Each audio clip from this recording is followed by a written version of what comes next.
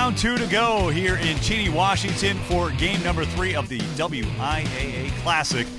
And today we have the Cheney Blackhawks taking on East Valley of Yakima. Welcome back to Cheney, Washington. Sam Adams alongside Bill Ames. Glad to have you on board. Hopefully you've made it through the marathon so far. Bill Ames certainly has his third game today. I feel like the newcomer here. First of all, before we set the stage for what figures to be a good third game here, let's just kind of recap the action, what happened so far. A good dominating performance in the opener. Well, it really was. Tico Oakdale really had their way with Reardon. Reardon, very young, very inexperienced, and played like it for much of the game. They really had trouble moving the ball, and 18-0 shutout shows that there wasn't a whole lot of good for Reardon here today. Meanwhile, for Freeman and Colville, it looked like we might have another shutout on our hands, but all of a sudden we saw a giant momentum shift. We got a heck of a ball game there. Well, first half was all Freeman. Colville was moving the ball. Freeman took advantage of some opportunities, up 12-0 at halftime, and then a couple of fumbles early in the third quarter for Freeman. Colville started to get some momentum and confidence. Got up 20 straight points.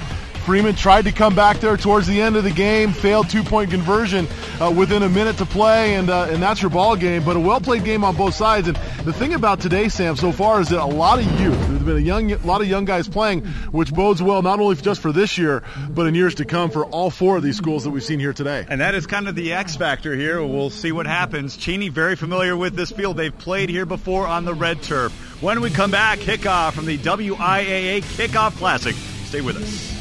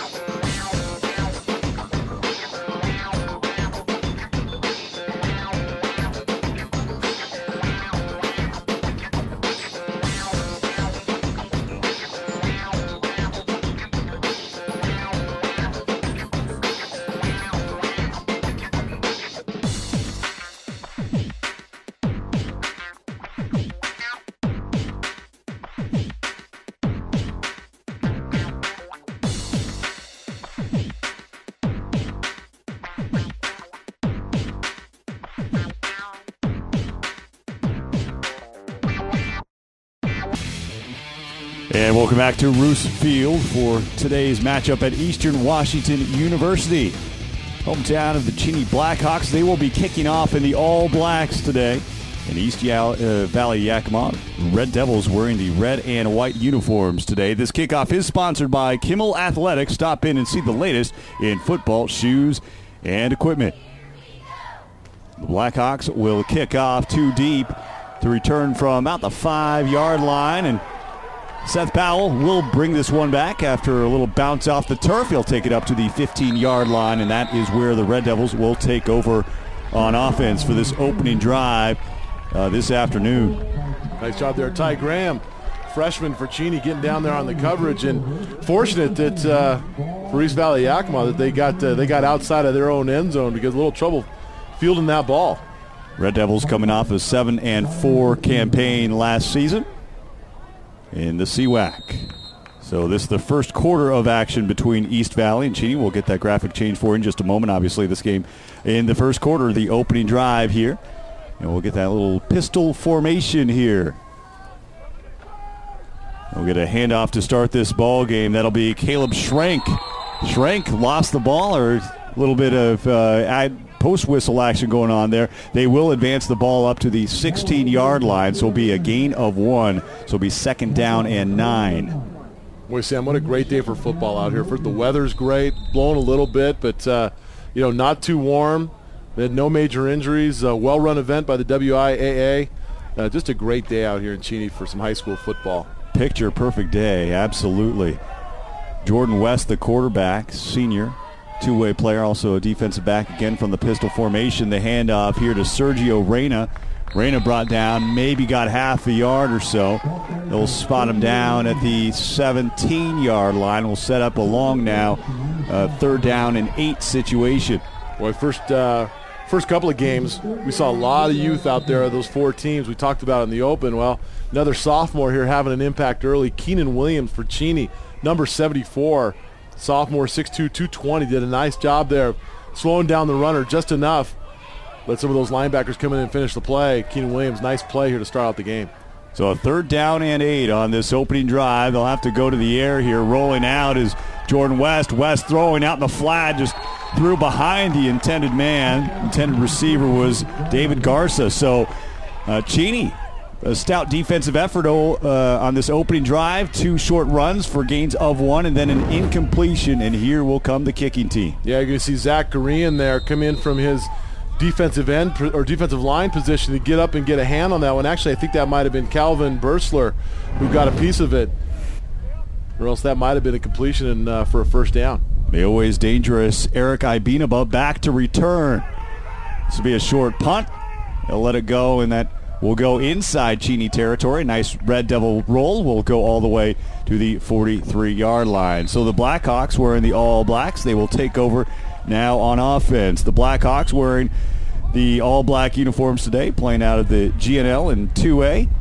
Identical 7 wins last season as compared to East Valley. A 7-3 mark last season. Now, going to be interested to see Cheney play here. The league is pretty competitive this year, and they return a lot of guys who saw some varsity action last year.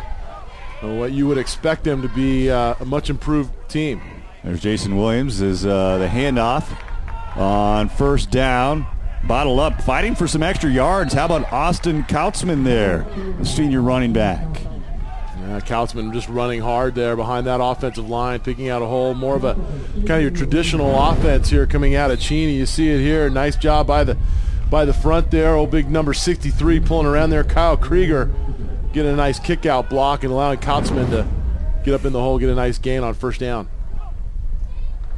Graham under center. The handoff once again. They'll go to the ground after the gain of 6. This a loss of 1. So both teams will now face 3rd down situations. This one a 3rd down and 5 on the opening drive after the run by Eric Ibinaba. Yeah, Ibinaba, he's an electric athlete, a guy who, East Valley of Yakima is going to have to keep an eye on throughout this game because he can break one loose. You miss him just one time, and before you know it, he's gone. It'll be a 3rd down and 5. Going from the shotgun now is Andrew Graham. Quick throw. It is caught by Obina by the extra stretch. He'll be about a yard shy. Great shoestring tackle there out in open field there by Zach Janis. Boy, Janis did a great job there. Man on an island against Ibinaba, and he was up to the challenge, just holding on to that ankle and not letting the talented receiver get out and get extra yards. Kind of out in no man's land here now at the 49-yard line into East Valley territory, and they will keep the kicking team on the sideline here. Interesting formation there. What do you call that? That's a triple I formation, basically, and they don't dot the I. They're about a yard, 2 yards shy of the 1st down. So failing to convert, and the Red Devils will now take over on offense. So 2 defensive stops so far by each team. Well, Cheney thought, we bring in some extra muscle, go into that, as you call it, the triple I. I think that's as good a description as I can come up with. And not effective, though. East Valley of Yakima up to the challenge. And, looks like we're going to have a little bit of a dogfight here today. Some great play early, especially on the defensive side. So 2nd possession of the ball game now for East Valley. Man in motion. They'll hand to the man in motion. Tackled in the backfield, though. Good stop there. How about the tackle for loss by Zach Horian? Yeah, Zach Horian did a great job there. Had a nice series on the last play there, that third down, and comes back on first down here. And great penetration, not allowing that inside runner to get any kind of momentum going. David Garza brought down behind the line of scrimmage. Horian, one of the top players coming back in the GNL this season, had the Great Northern League and all-league selection last year. Senior two-way player, 5'11", 225 pounds. This would be a second down and 13. Had movement in the trenches.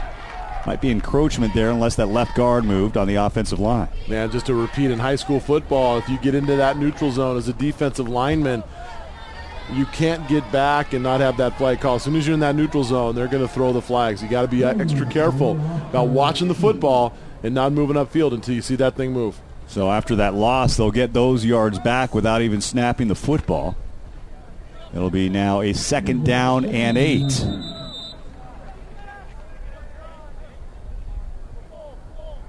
Again, running that pistol formation, becoming all the rage in college football. This is a handoff right up the gut. And Caleb Schrank brought down shy of the 45, down at the 47-yard line, able to get maybe 1.5 yards out of that run. Yeah, we saw Colville run a very similar type of offense in the game just prior to this one, and gave Freeman a lot of trouble with the movement in the backfield. Those middle linebackers for Freeman really couldn't figure out what they needed to be reading, and many times caught out of position. So important for Cheney here in the middle of that defense to stay home, not get caught up in all that traffic in the backfield so that they get runners coming right to them.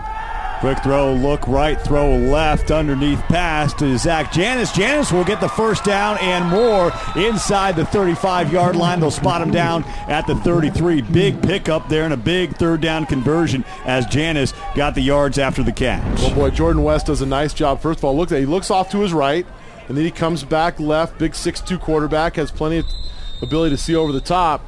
And then he gets it up to Janis, who does the rest. Explosive athlete. Play by design there. They let those linemen come in.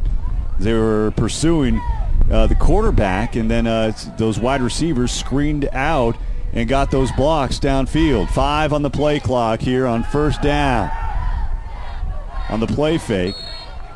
Incomplete. Pass was intended for 36. Sergio Reyna. Yeah, nice job. Calvin Bressler not being fooled with all the play action, stays out onto his man and made it difficult for West, the quarterback, to be able to make much of a throw.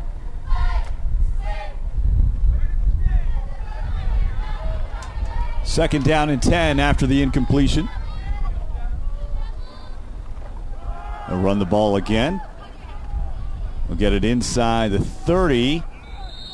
Brought down by a wall of defenders. Caleb Schrank trying to muscle his way for that extra yardage.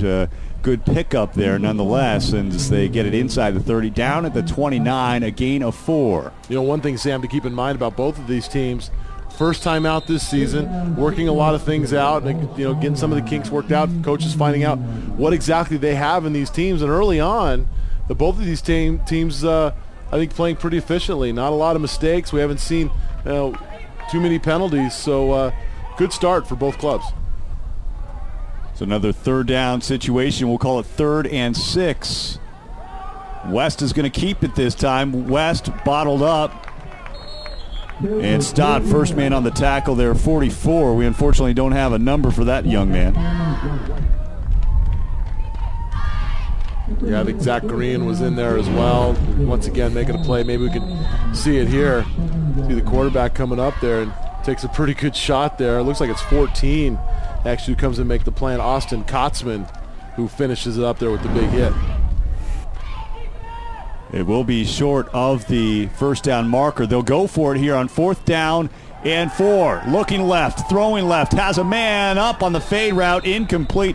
The ball caught out of bounds by Zach Janis. Now, interesting here in the state of Washington, some new rules this year in the WIAA, and one of them is when you catch a ball coming out of bounds, that if you're pushed out of bounds, you still have to keep one of those feet in bounds. So incompletion, turnover on downs. Cheney back on offense when we come back.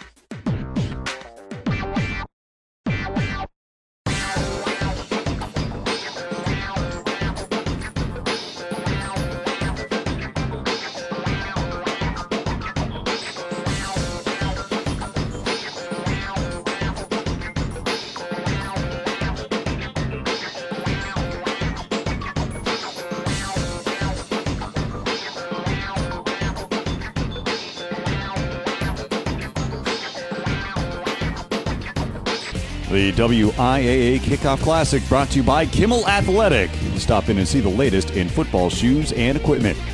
Scoreless game here in the first quarter. Back at Roos Field. Opening possession now, opening play for the Cheney Blackhawks. A handoff on first down, a gain of 3 up to the 30-yard line. And 2 failed fourth down conversions so far, Bill Ames. And I tell you what, right now this has the feeling of a game that's going to come down to field position.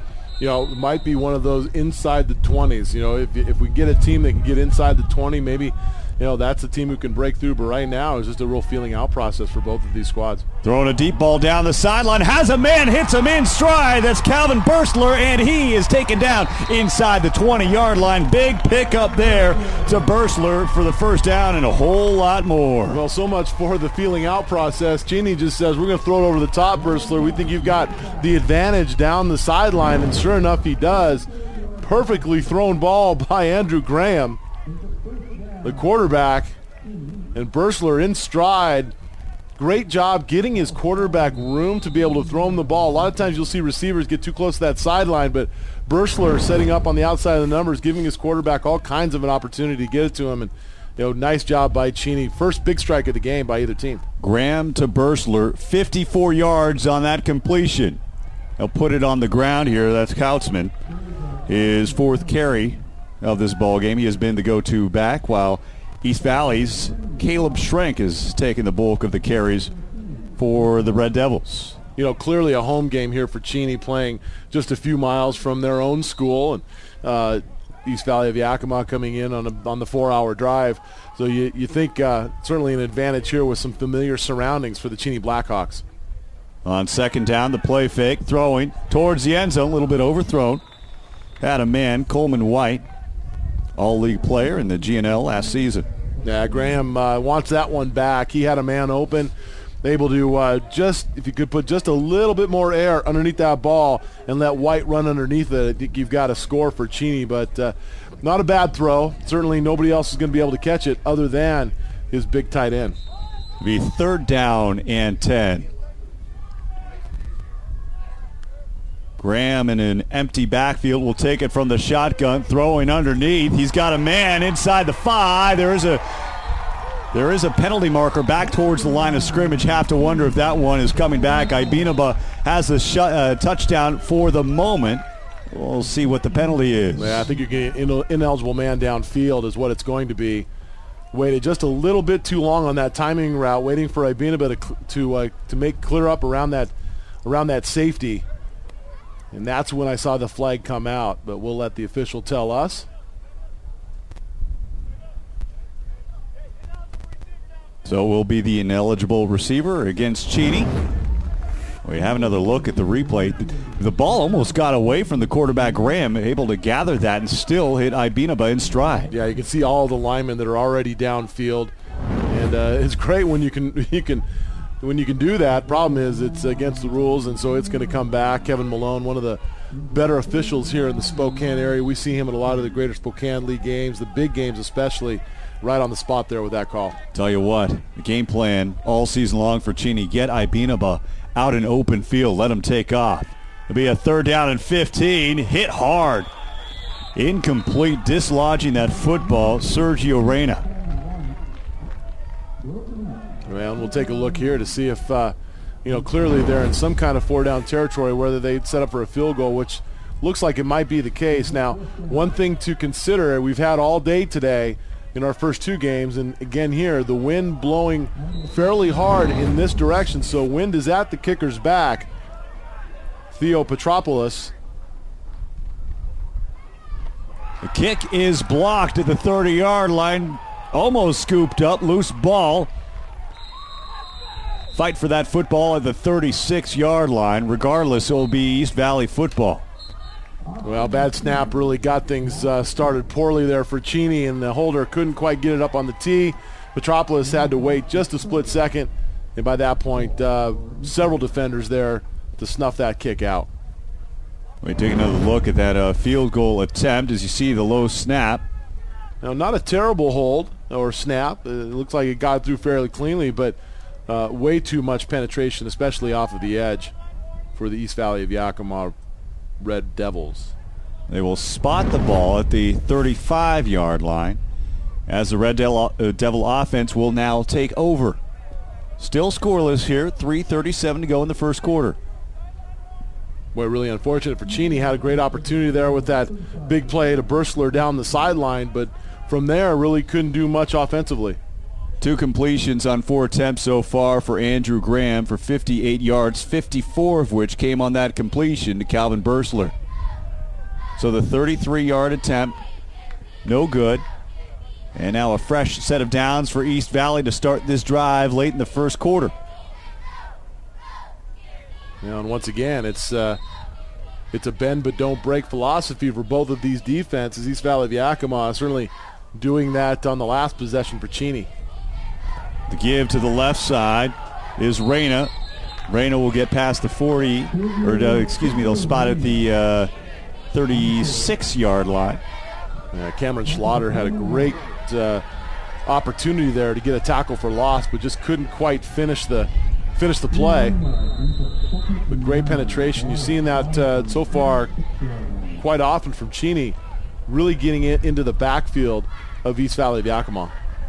I think coming out to this red turf can be overwhelming for some teams too, especially when it's your first game of the season. Of course, Cheney has the advantage of having played multiple games here at Roos Field. On the rollout, Jordan West, he'll throw at the last second. He did have a receiver downfield at Seth Powell, but really just trying to get rid of that football instead of taking a loss. Well, Jordan West did a nice job there. Not many people open.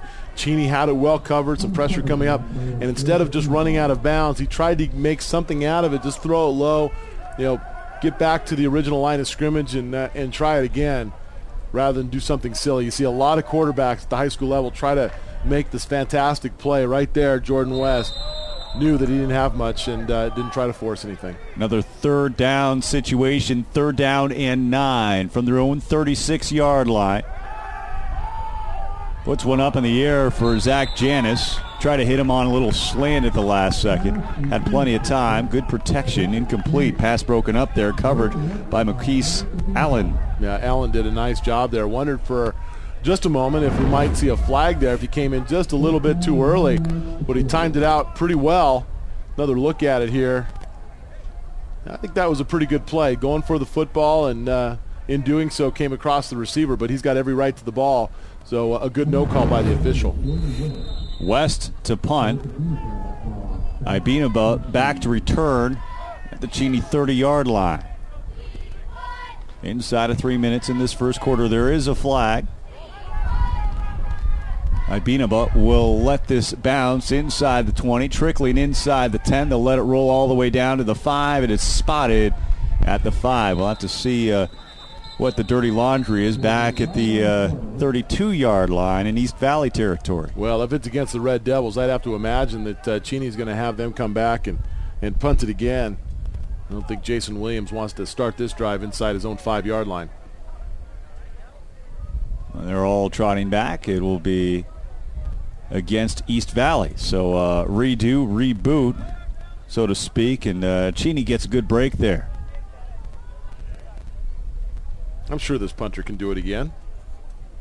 A lot of confidence into the wind. Sure. Drill another over one. the head, yeah, inside the 5. Well, what we've seen already from Eric Ibinaba, number 6 for Cheney, I think the game plan has to be either get it past him or get it out of bounds. You don't want that young man out in open field. Yeah, he's dangerous with the ball in his hands. We've seen a little bit of that already. So a 5-yard penalty. High snap this time. Jordan West does gather it. Line drive kick this time. It will be on 2 hops, and Ibinaba will take it up to the 35. He's tripped up at the 36-yard line. Good tackle there by Janis. Boy, Zach Janis has been involved in a lot of action already here early in this game, and that one he saved a lot of yards for his defense. As it is, looks like Cheney's going to get an advantage there of about, quick math, about a 32-yard gain there from the where the original spot might have been before that penalty.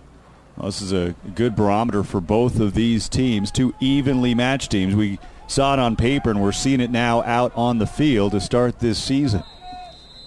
2012 season opener for both these teams as the WIAA season begins in earnest this week and now into the weekend. Cheney will hand off on first down, and going nowhere is Austin Kautzman, brought down by 2 tacklers, including Sergio Reyna. Well, nice job by East Valley of Yakima, but really what happened there is the snap to one side of Graham. You'll see it here. Just has to get one hand out, and that just blows the timing up completely. So you got to get those snaps, especially in an offense like this. You got to get them right into the center of your quarterback so he has a chance to make that clean delivery to his runner. Caleb Schrank first in on the tackle, and then Reyna kind of moved in to finish him off, trying to strip him as well. A loss of 2 on the play. Andrew Graham will work from a pistol formation, but before they get that going, we have another flag. I believe that one's going to be a delay of game. Nope, it'll be a false start, excuse me. Well, it looked like, from up here anyway, I don't know if we'll get a chance to see it again, it looked like the center actually snapped the ball but never actually released it to his quarterback. So if you're going to make the movement with the snap, you want to go ahead and let go of it so it can get to your quarterback, and as it is, going to cost him 5 yards. Going the wrong direction right now.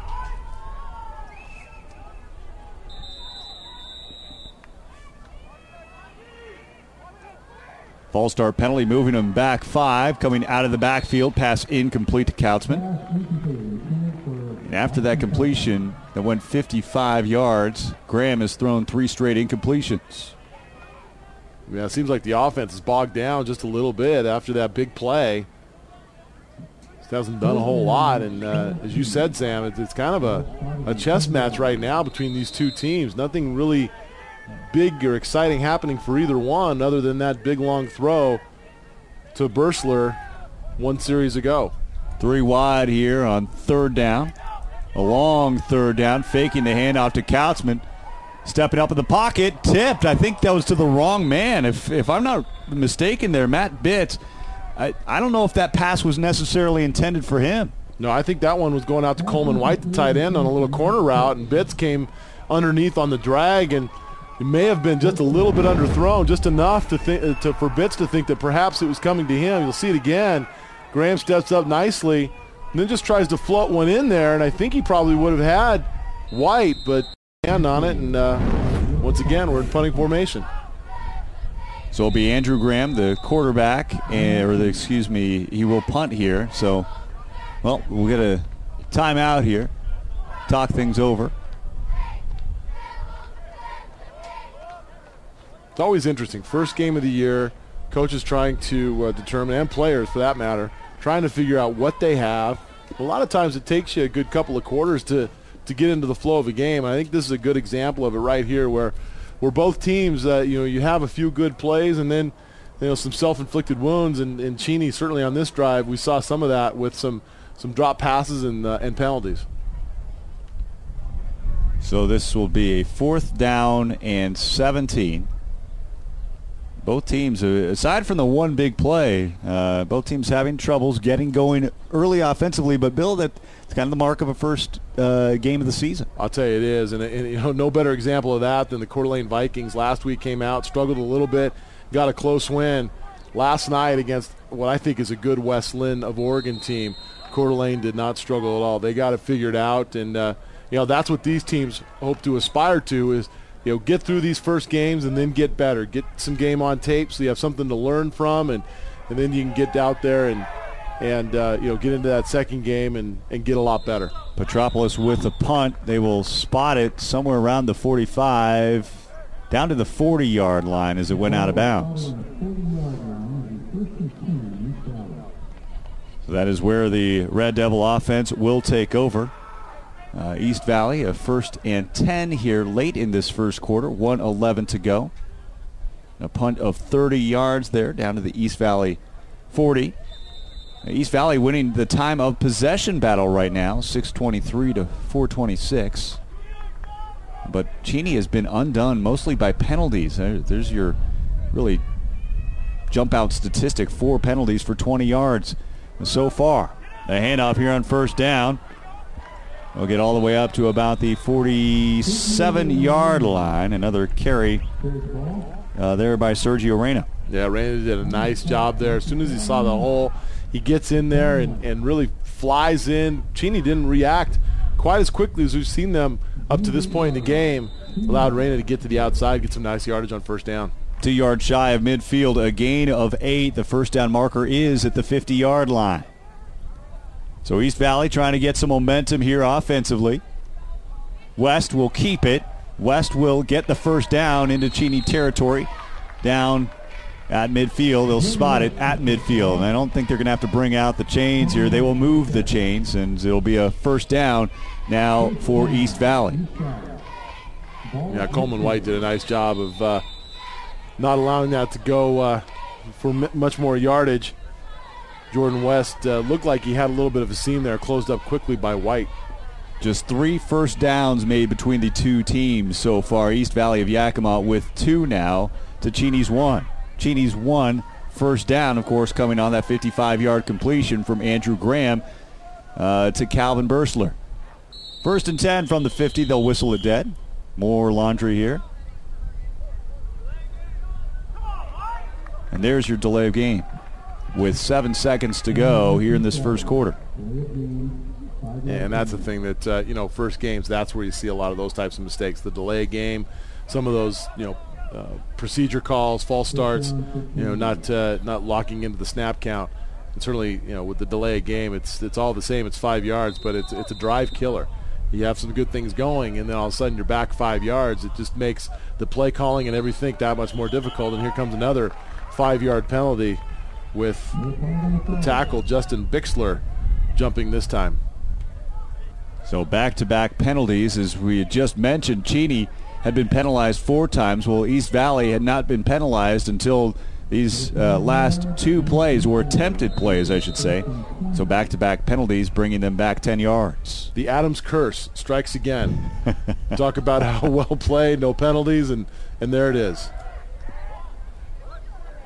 I help all that I can. A first quarter is going to come to a close here on this play on the handoff. Bottle up, going nowhere on the first down and 20. The clock not moving now. There they go. And that will do it for quarter number 1. Scoreless game between Cheney and East Valley. Game 3 of 4, the WIAA Kickoff Classic. Stay with us. You're watching high school football live on SWX and online at WIAA.com.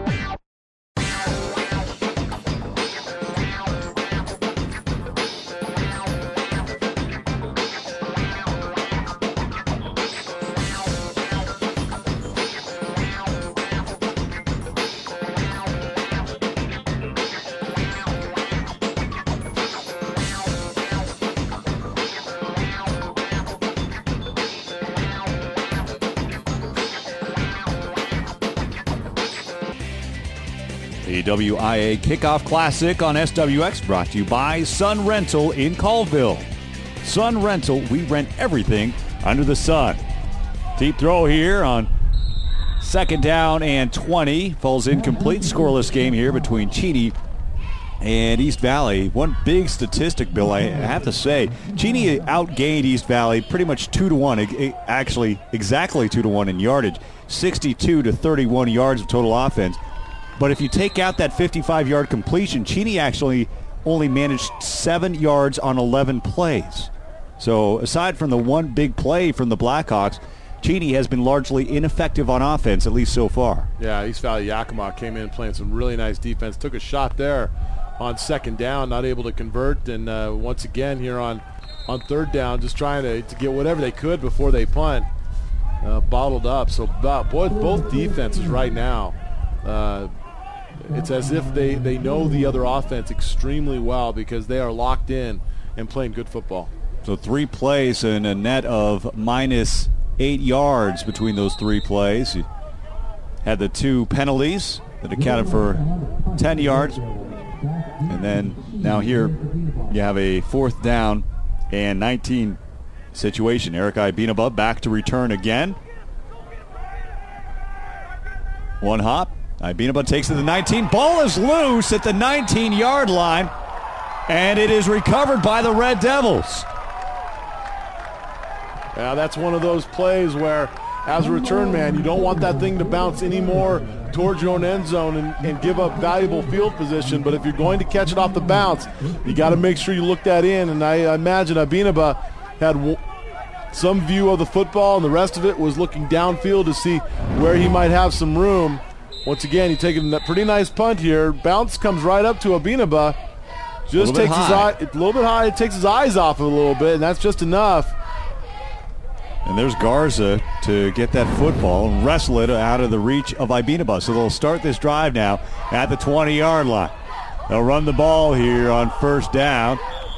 Looks like the ball came loose again. It will remain, though, East Valley football. So they might have gotten a break there on that one. They almost put it right back on the turf as Oscar Martinez gets his first carry of this ball game. And you know, Sam, as tightly contested as this thing is, it's going to be plays like that, little muffs on the punt game or something in special teams that could make the difference.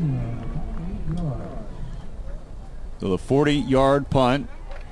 Ibinaba fumbled the football.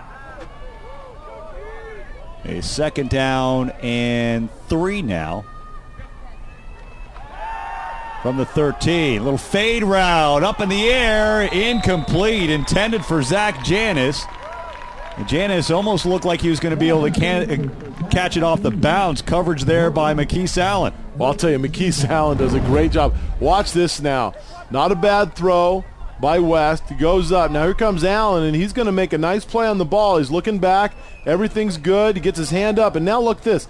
As the ball's in there, he pulls him away from it. Totally legal. Ball's been already tipped, so you can go ahead and pull that man all you want. Really heads-up play there by Allen. Now, the one thing Janis will want to do if he gets that opportunity again is attack that football, jump up and get after it. Don't wait for the DB to cover it. 3rd down and 3. Handoff going left side down to the 5-yard line, and that will move the chains for East Valley after the carry there. Yeah, nice job by East Valley, changing it up just a little bit. Going more to the outside now with some misdirection, and caught Cheney, their defensive end here. You're going to see it no contain, so that by the time he gets to the outside, nobody's there. Looks like that's 74 for Cheney. Keenan Williams, who got sucked inside. They'll run the ball here on 1st and goal. The last carry coming from the tight end, actually, listed as a tight end, number 36, Ben Rowe, and then the carry there by 21, Matt Bitts. 21, Caleb Schrank. Yeah, Keenan Williams and Coleman White, nice job there to hang on for dear life before he's able to get into the end zone. Nice play there. They got to do it now a couple of more times. 2nd down and goal. The carry. Martinez stuffed. No gain, a loss of 1. Ball came loose. It will remain Red Devil ball. Yeah, it looked like Martinez coughed it up just as he was going to the ground. Fortunately for the Red Devils, someone able to jump on. You look again here. Martinez gets upfield, makes a nice decision. But boy, there's Correa again with the big play, and at contact, that ball comes out, and it does look like the Red Devils came up with it. 3rd down and goal from the Cheney 3-yard line. Trying to put some points on the board for the first time in this one. Jordan West again from the pistol formation. The play fake, he's rolling out, he's throwing, it is caught! No, excuse me, they rule it incomplete. I thought he brought it in. Caleb Schrank Looked like he had that football, at least from my vantage point, but they say he trapped the football. It will be incomplete. It will be 4th down. Well, I thought Caleb Schrank had that one as well. Let's take another look at it. West, not a bad throw. Gives his receiver a chance to get underneath it. Nice diving attempt. 4th down. Well, I'll tell you, he may have trapped it on the ground, but by the time he started rolling it around, his arm was underneath it. We'll get another look at it here from our end zone camera. And just difficult to tell on that black turf of the end zone whether or not that thing touched any part of the ground. We'll have a timeout on the field. Charge to East Valley. They will mull over their options here on 4th down and goal from the 3.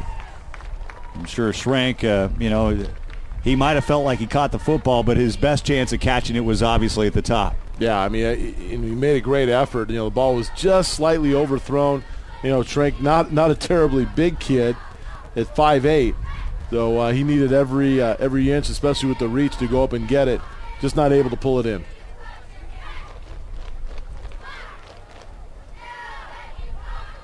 So first, East Valley timeout taken this half. 36 yards on the ground, 14 in the air so far for East Valley. And 2 big plays so far have defined this game. For Cheney, it was the 55-yard pass completion to Calvin Bursler.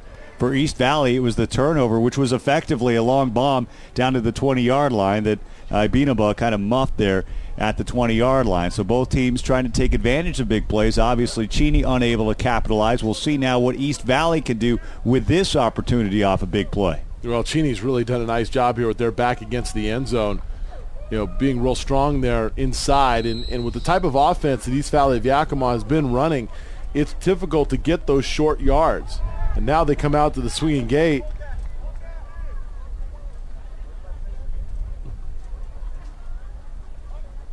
And they'll snap it. Here we go. Little option. West stretched. Will they give him the touchdown?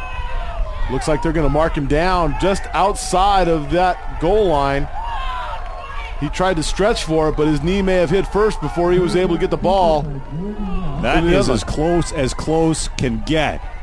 I'd love to see a replay and see if he was able to reach. The ball did extend past the plane, but the big question is, Bill, when did his knee go down? Well, it was a great effort here by West. You look at it here with the fake in slow motion. Great job, guys. There's the hand. There's the knee. Good call by the official. Boy, that left knee came down before he stretched out. Heads up play there by that sideline official on the far side. You see the contrast and just how close they came. And if you're Cheney, you got to give yourselves a little bit of room here. Throwing down the sideline, a little bit overthrown. Nice taken shot there, though, as they try to find Calvin Bursler on another big completion here. But first things first, Bill, you got to get some yardage, give yourself some room.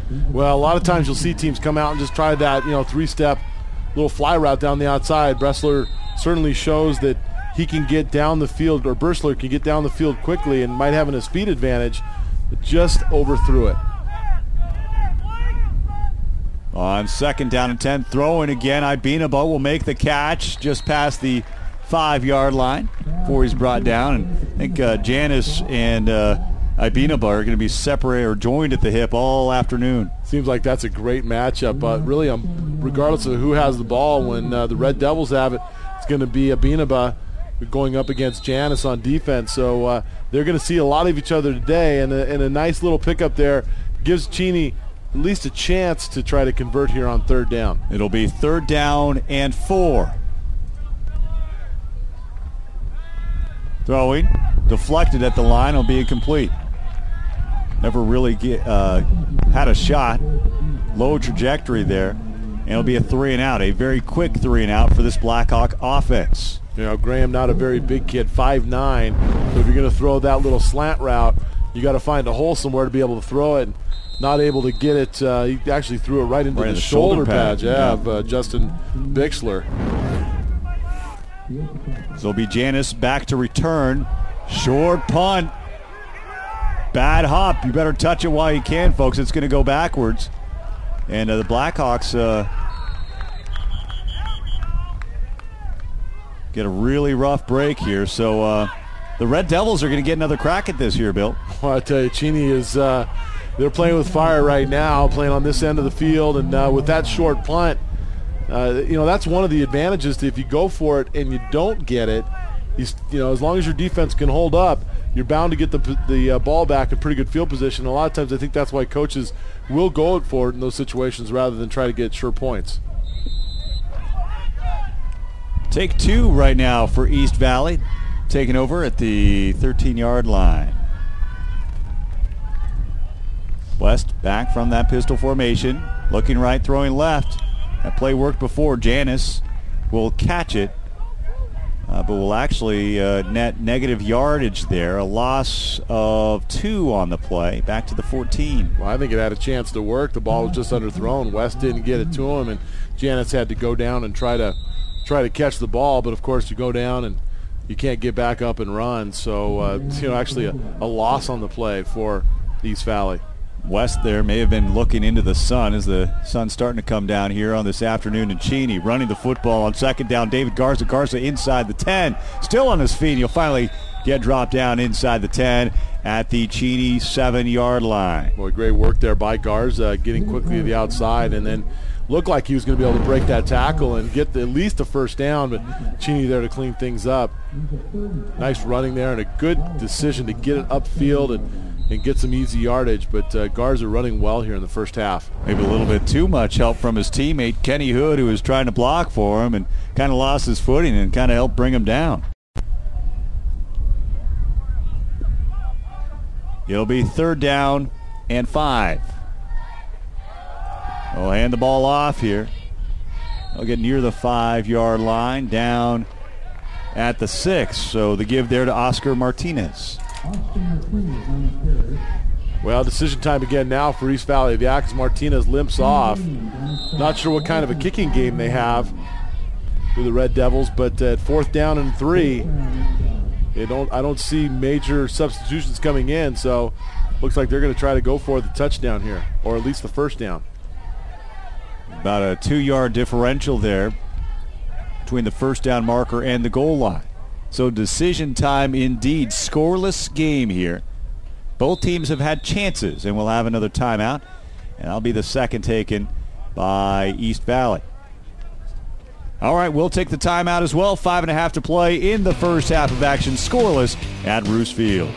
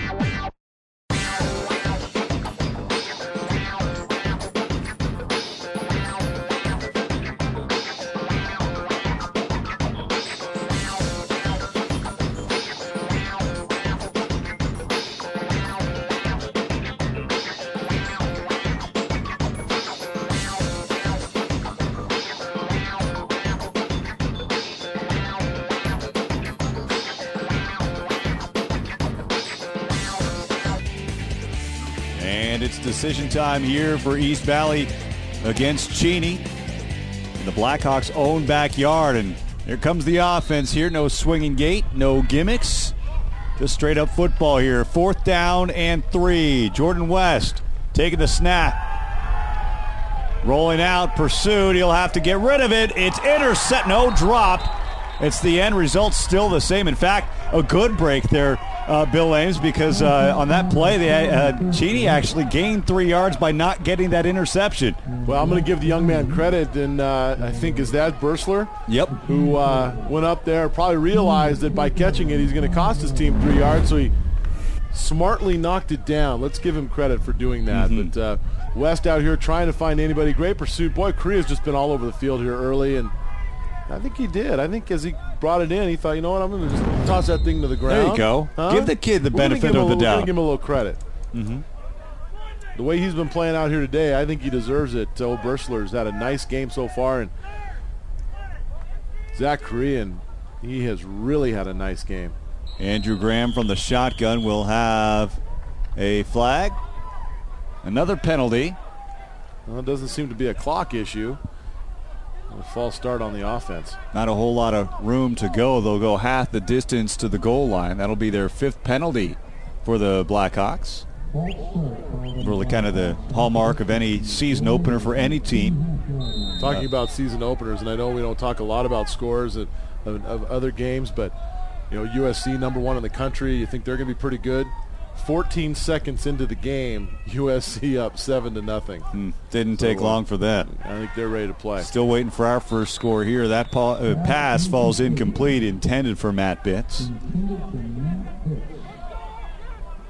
And really the passing game, Bill, would you agree, would be the last thing to come? You know, early on, it's dive left, dive right. You know, the first play's installed in your offensive playbook, but sometimes it takes that passing game a little bit of time to catch up. Well, here's what's funny is, you know, these teams spend a lot of time in the summer going 7-on-7 or doing 1-on-1. There is that small factor of having a defensive lineman or linebacker breathing down your neck as you're trying to throw. So it makes the 7-on-7 look a little bit unrealistic. And once you get out here with rushers and things like that, you're right, it makes the passing game a little bit tough. You see there with Graham, the ball gets knocked down. That doesn't happen when you're in summer drills. So it'll be something that they need to work on. By my count, Sam, that's the 3rd ball to get knocked down at the line of scrimmage, or at least someone gets a piece of it. And boy, oh boy, Sergio Reyna was in the right place. Nearly had that interception on the tip. Regardless, it's now a 3rd down and 12 from their own end zone for the Blackhawks. Graham dropping back underneath. A little screen there is caught. And Coleman White dropped shy of the line of scrimmage. The original line of scrimmage will bring up 4th down. Now, Kenny Hood did a great job there with the screen. Didn't try to get upfield and put pressure on the quarterback. Read the screen right away, sat back right in his zone and waited for the receiver to come to him. You'll see it again here. A lot of good pressure by East Valley, but then as White comes through, there's Hood just coming out of his spot for the easy tackle. Low snap. Petropoulos will get a much better punt this time. We'll see if it'll get. No, it'll take an East Valley bounce back towards the 20. They'll have to knock that down as quickly as they can. So, down at the 18-yard line. The ball is down at the 18, so another red zone opportunity for the Red Devils on the red turf. Well, I'll tell you, I don't know how many more chances East Valley is going to get like this. 2 straight starting positions right around the 20 of Cheney. Tell you what, right now, special teams coaches for both teams seeing red on this red sprint turf. So another red zone opportunity for the Red Devils. They will start this drive from the Cheney 18-yard line. And they'll run it here on 1st down with room up to the 5-yard line. Big gain for Reyna as there is a late flag. I thought I saw some dirty laundry. Mistaken. No flags there. Well-blocked play by East Valley. See here, thought we might see a hold here just as Reyna was going to the inside. Looked like White. Somebody may have gotten a piece of his jersey, but Reyna just, very decisive getting through that hole. This is the danger spot now for East Valley. This is where they've had trouble, and do so again. Not able to pick up any yardage on that 1st down carry with Schrank. Schrank there on that 1st down carry after the 15-yard gain by Garza. So at the Cheney 3-yard line, 2nd down and goal. East Valley got to try to find some kind of play that can get them the 3 yards or 2 yards they need to get in the end zone. They have had all kinds of trouble doing it from in here, and without any kind of kicking game to speak of. It's all about trying to get touchdowns.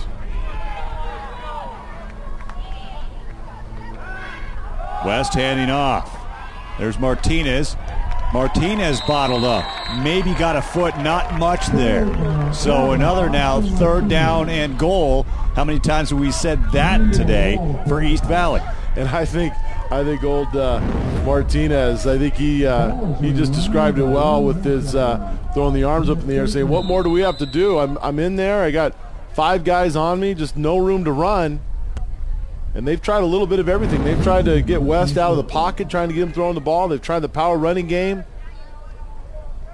We'll have to see what else is in that offensive bag of tricks for the Red Devils. We're at the 3-minute mark. 3rd down and goal from the 3.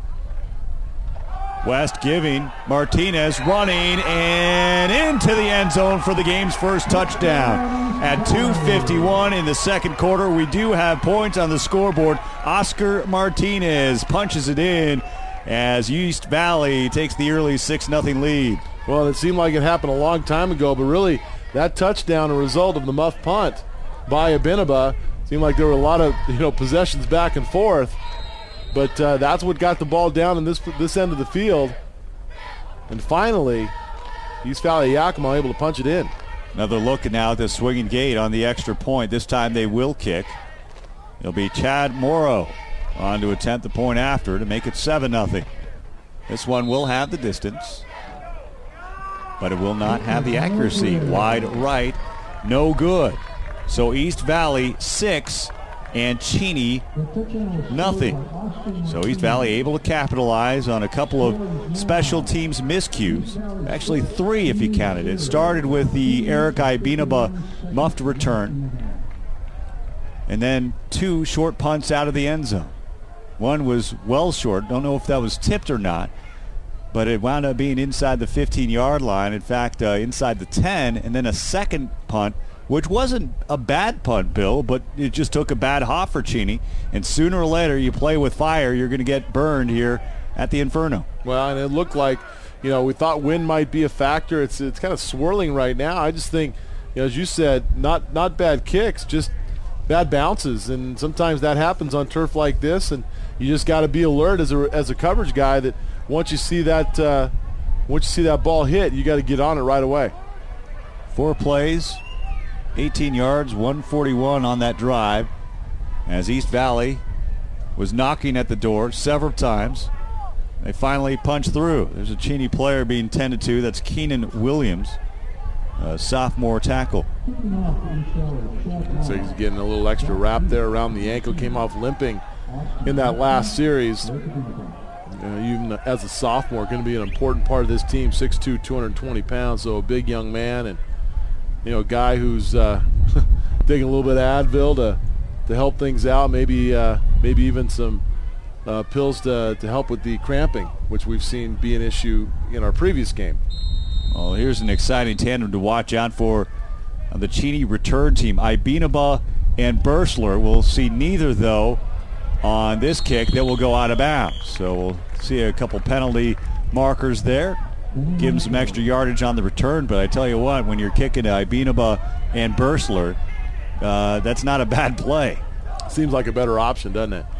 I think net yardage-wise, you're looking about the same situation. Who knows? You might be able to get a good hop, and as a special teams coverage, might be able to pick up the football and get another good opportunity. But Cheney will take over now, looking for just their second first down of the afternoon. And here we are late in the second quarter, and Cheney trails 6-0 against East Valley. I'll tell you what, I'd like to see them change that rule, have the receiving team have the option to have them re-kick. Because obviously they're trying to stay away from the explosive return men. That's a big part of the game, though, that this rule allows us to take out of the game. They'll send Bursler in motion. Maybe 1 yard on the play, not much there. Right now this offensive line of Cheney getting pushed around just a little bit. Not a lot of movement. East Valley's doing a nice job at the point of attack. Anything in between the tackles right now, Cheney's not having a lot of luck. They've had to look to the outside or over the top of the passing game to move this ball. Season opener for both these teams as the WIAA season is in full swing. 2nd and 9, throwing. Graham completed near the first down marker. Will they give him forward progress? Well, depending on who you look at, they'll spot it at the 45-yard line, just shy of the 45, and they will move the chains. There's Councilman heading towards the sidelines. Again, getting those fluids to ensure that there won't be any cramping later. Nice throw here by Graham, and clearly got past the line that they needed to get that first down. Great concentration there by Coutzman. 10-yard completion. Bursler in motion. Hand up, going up the middle with room is McKees Allen. Allen will pick up 11 yards. Well, some misdirection of their own for Cheney, and then some good hard running by Allen, a senior, not a very big guy, but he doesn't shy away from the contact. So often, Bill, we see the run set up the pass. In this case, it's almost the other way around. The shoe's on the other foot. They're using the pass to set up the run. Trying to open things up. Yeah, trying to get this East Valley defense to loosen up a little bit, especially at the linebacker position, so it can create some space for those little scat backs. On the zone read, Allen again. Allen hogtied. He'll maybe pick up a yard. This 2-minute offense going here for the Cheney Blackhawks. And we'll get a timeout on the field. Cheney will burn a timeout to stop the clock at 1:19 in this second quarter of action.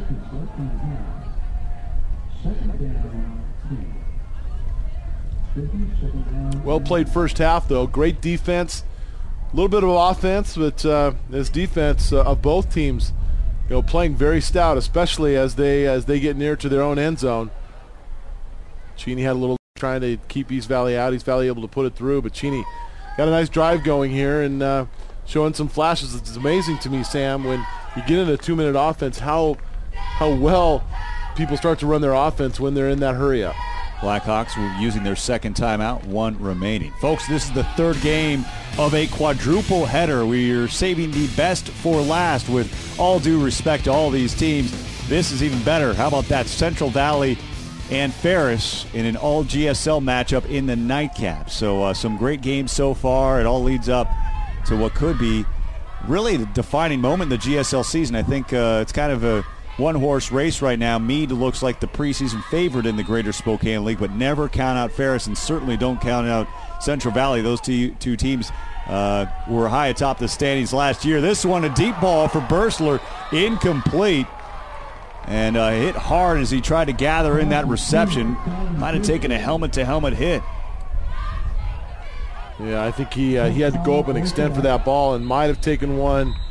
I hope, but you don't want to see anybody injured, but you hope it was just in the ribs, maybe got air knocked out of him, and it wasn't something that's above the neck. At least he's standing, so that's good. We'll take another look at it here. Really a well-thrown ball by Graham. Bursler got in behind the defensive backs. That safety came over, should have caught the ball, and he just came in right underneath that, right in that chest area. Nice hit laid on him there by Seth Powell. And that's what you're supposed to do if you're the safety. You're supposed to come over and separate the man from the ball, and that's a great example of him doing it right there. Crucial 3rd down and 9. Have to think that Cheney will be in 4-down territory here.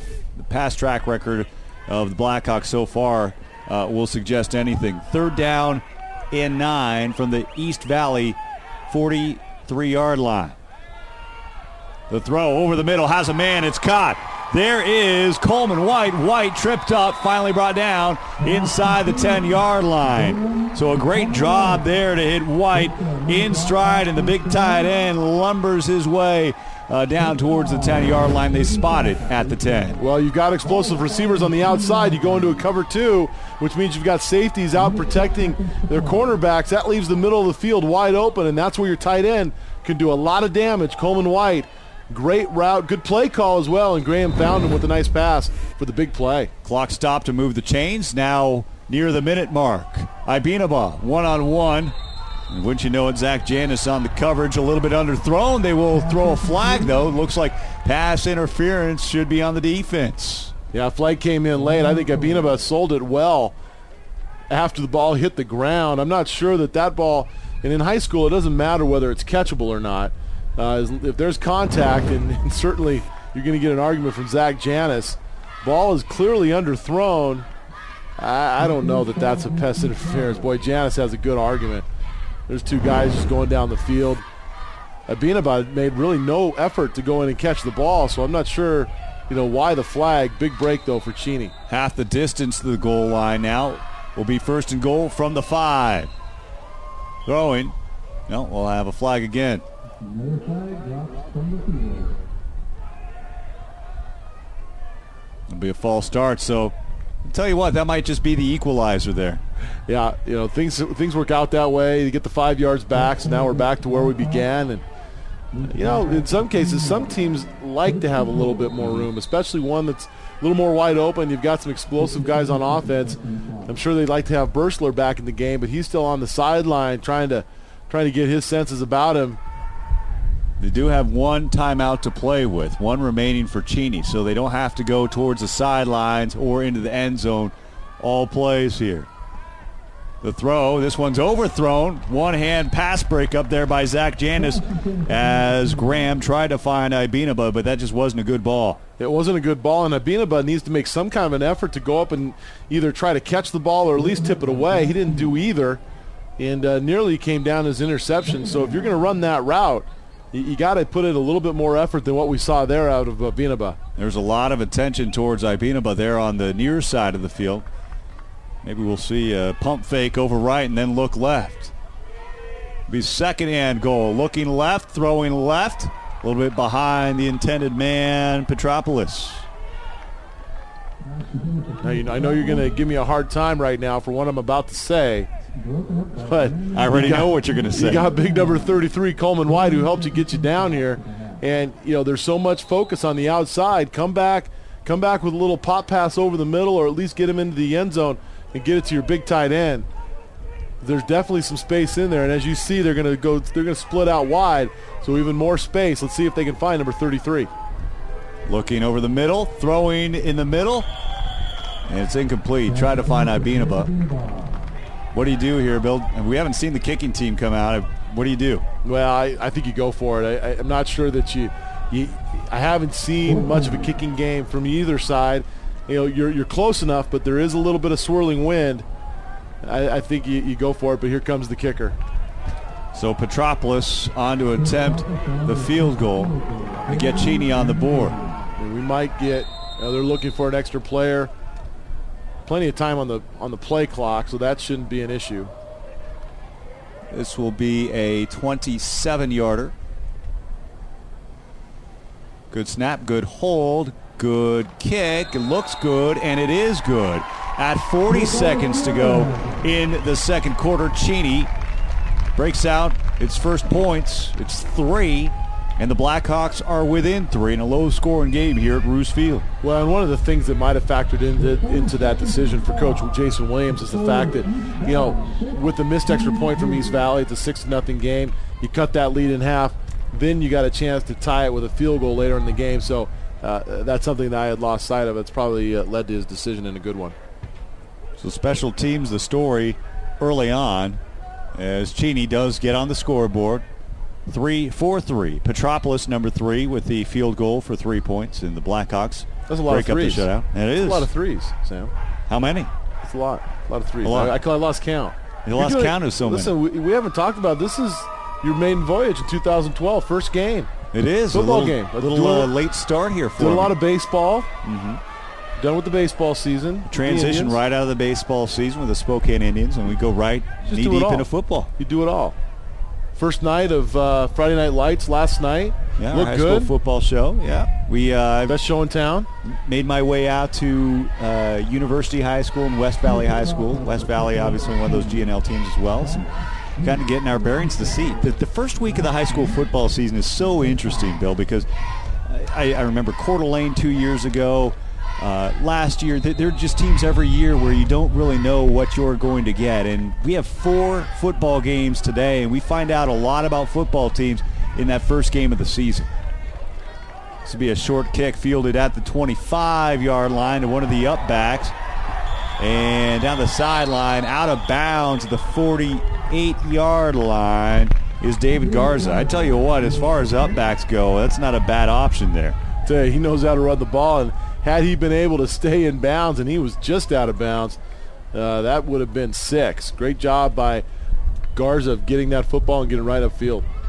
And I tell you what, you got a timeout to use here. You're near midfield and 36 seconds. Red Devils have some time to get those 3 points back or a little bit more. Well, end of the second quarter last night in Coeur d'Alene, 22 seconds left, 2 plays.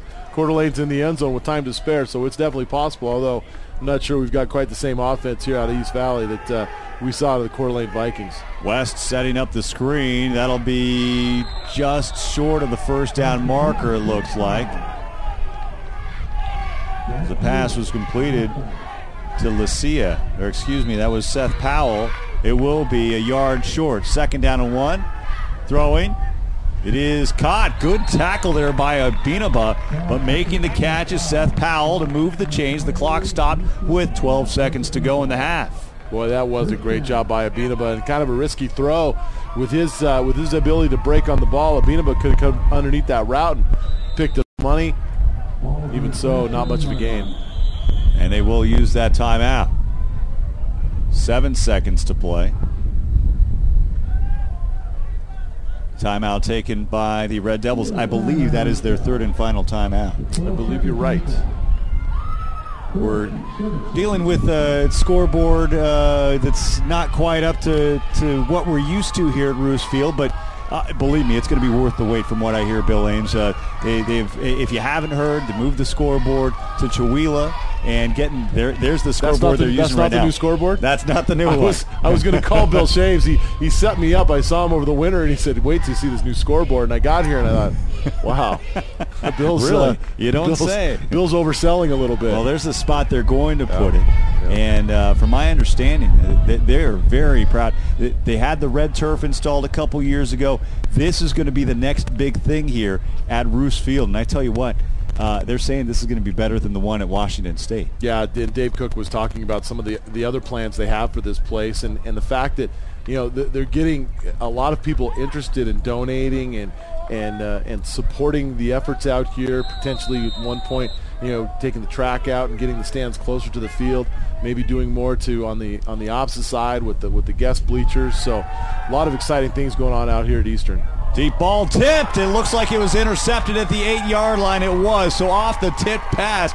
And the turnover. It looked like Austin Hardin got the interception on the tip pass with 1 second to go. And the Blackhawks will take over, probably take a knee. And what a big momentum shift for the Blackhawks heading into the locker room. Well, a little bit of hold your breath time here with this throw.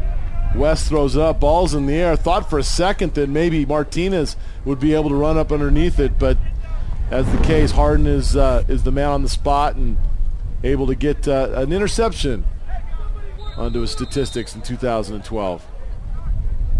Looks like they will take a knee, will the Blackhawks. So Cheney trails by 3 going into the locker room, but with momentum after a field goal to break up the shutout, and then the turnover to end the first half of action. And at the half, it's 6-3, East Valley with the lead. Stay with us. You're watching high school football WIAA Kickoff Classic from Roos Field.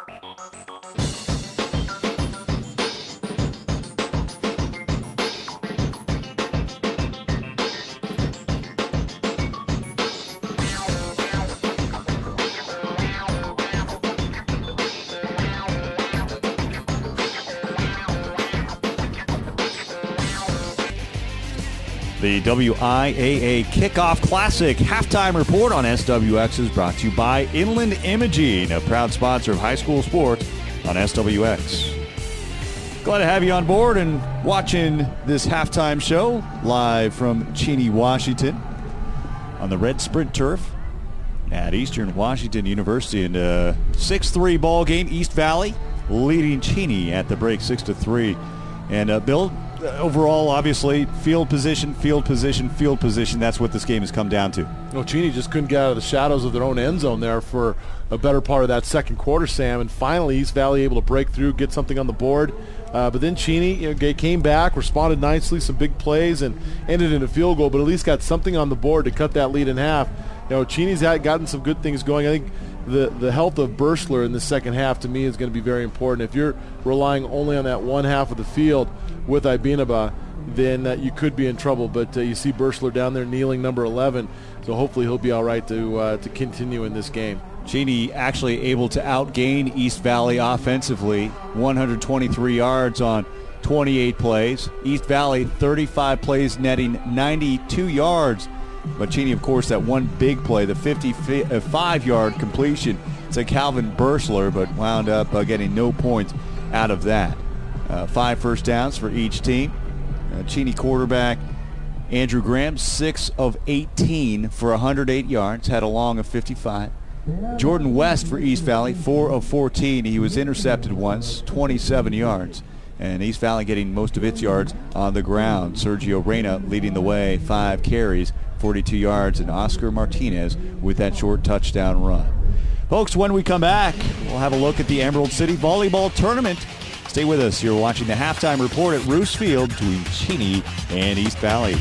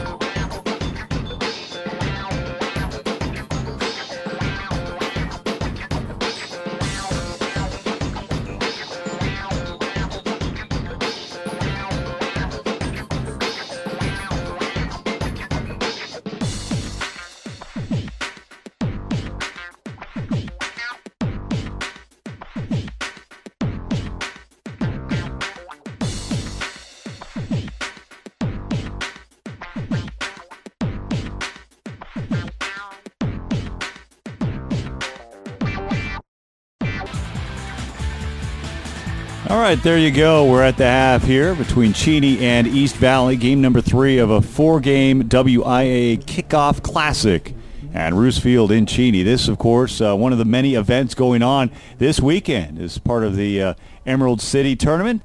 The Emerald City Volleyball Tournament going on last night on a Friday night in Cheney, and we had a good one last night. GSL matchup between Gonzaga Prep and University. The Titans with those magical matching shoes. First set, Trisha Coven with a nasty kill down the line for Gonzaga Prep. 11-5 Bullpups at that point. Later in the first, U-High with a comeback on the bump set spike, and Ashley Lewis up the middle to put the Titans up 23-14. A clean sweep for the Titans, winning in 2 sets, 25-16, 25-21. Always nice to beat a team, the GSL. Well, it feels good for the season, to know that we can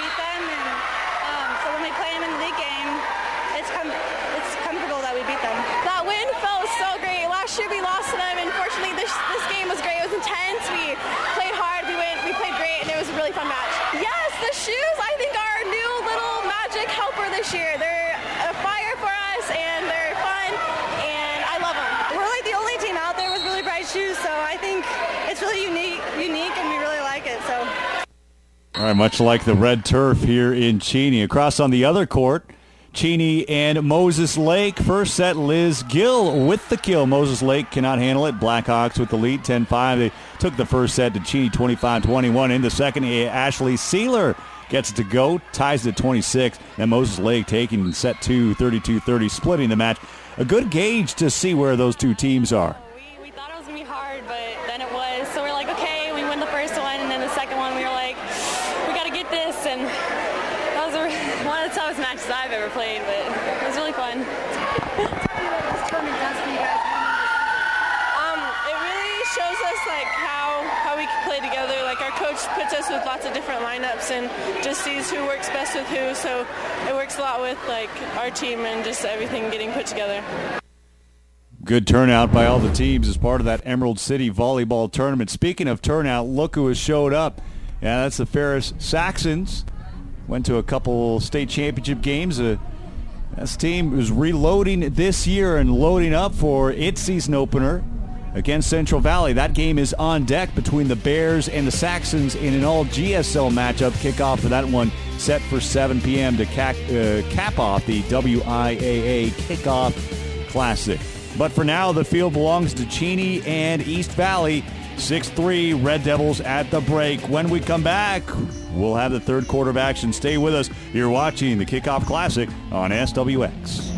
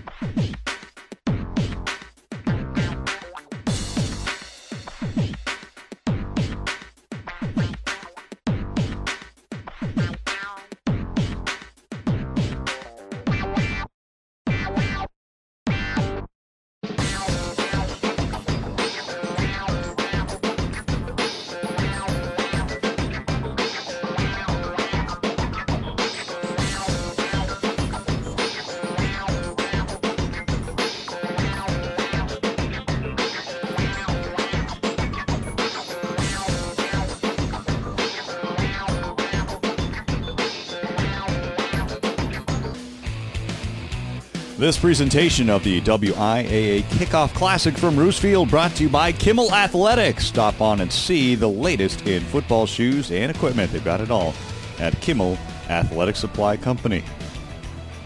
We are at the half here. 6-3 ball game. East Valley leading Cheney on its kind of home field. Bill Ames. These, the Blackhawks do have their own high school football field, but they've played a few games here in the past at Roos Field. Take a look at a comparison between these two teams. Pretty close, of course, as far as enrollment. Cheney has that 897 to 595. Familiar colors, red and black to the red, white, and black.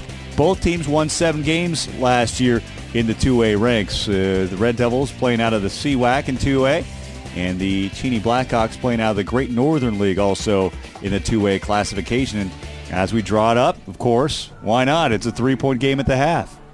Well, I mean, it's been about really missed chances for East Valley. I mean, they've had an opportunity to do much more here. Cheney been stuck a little bit more in between the 20s, got that one opportunity down there deep where it ended in a field goal. But for the most part, these defenses have played pretty well. There's somebody, coming out into this third quarter, if they can establish some kind of a long drive that maybe eat up some of the time, end in a score, perhaps that's what's going to make the difference, because right now you've got two very evenly matched teams. East Valley winning the time of possession battle pretty much 2-1, 15:36 to 8:24 in possession time. But one glaring stat for the Blackhawks, just 1 of 7 on third down, 1 of 7. And East Valley, as you said, Bill, they've had opportunities. They had 3 red zone chances. They converted once and got that 1 touchdown in the missed PAT. So that's where we stand. 6-3 ball game with the Red Devils at 3-point lead. Yeah, even Cheney got in there a couple of times themselves and not able to do anything with it other than just that 1 field goal. So it's about taking advantage of your opportunities.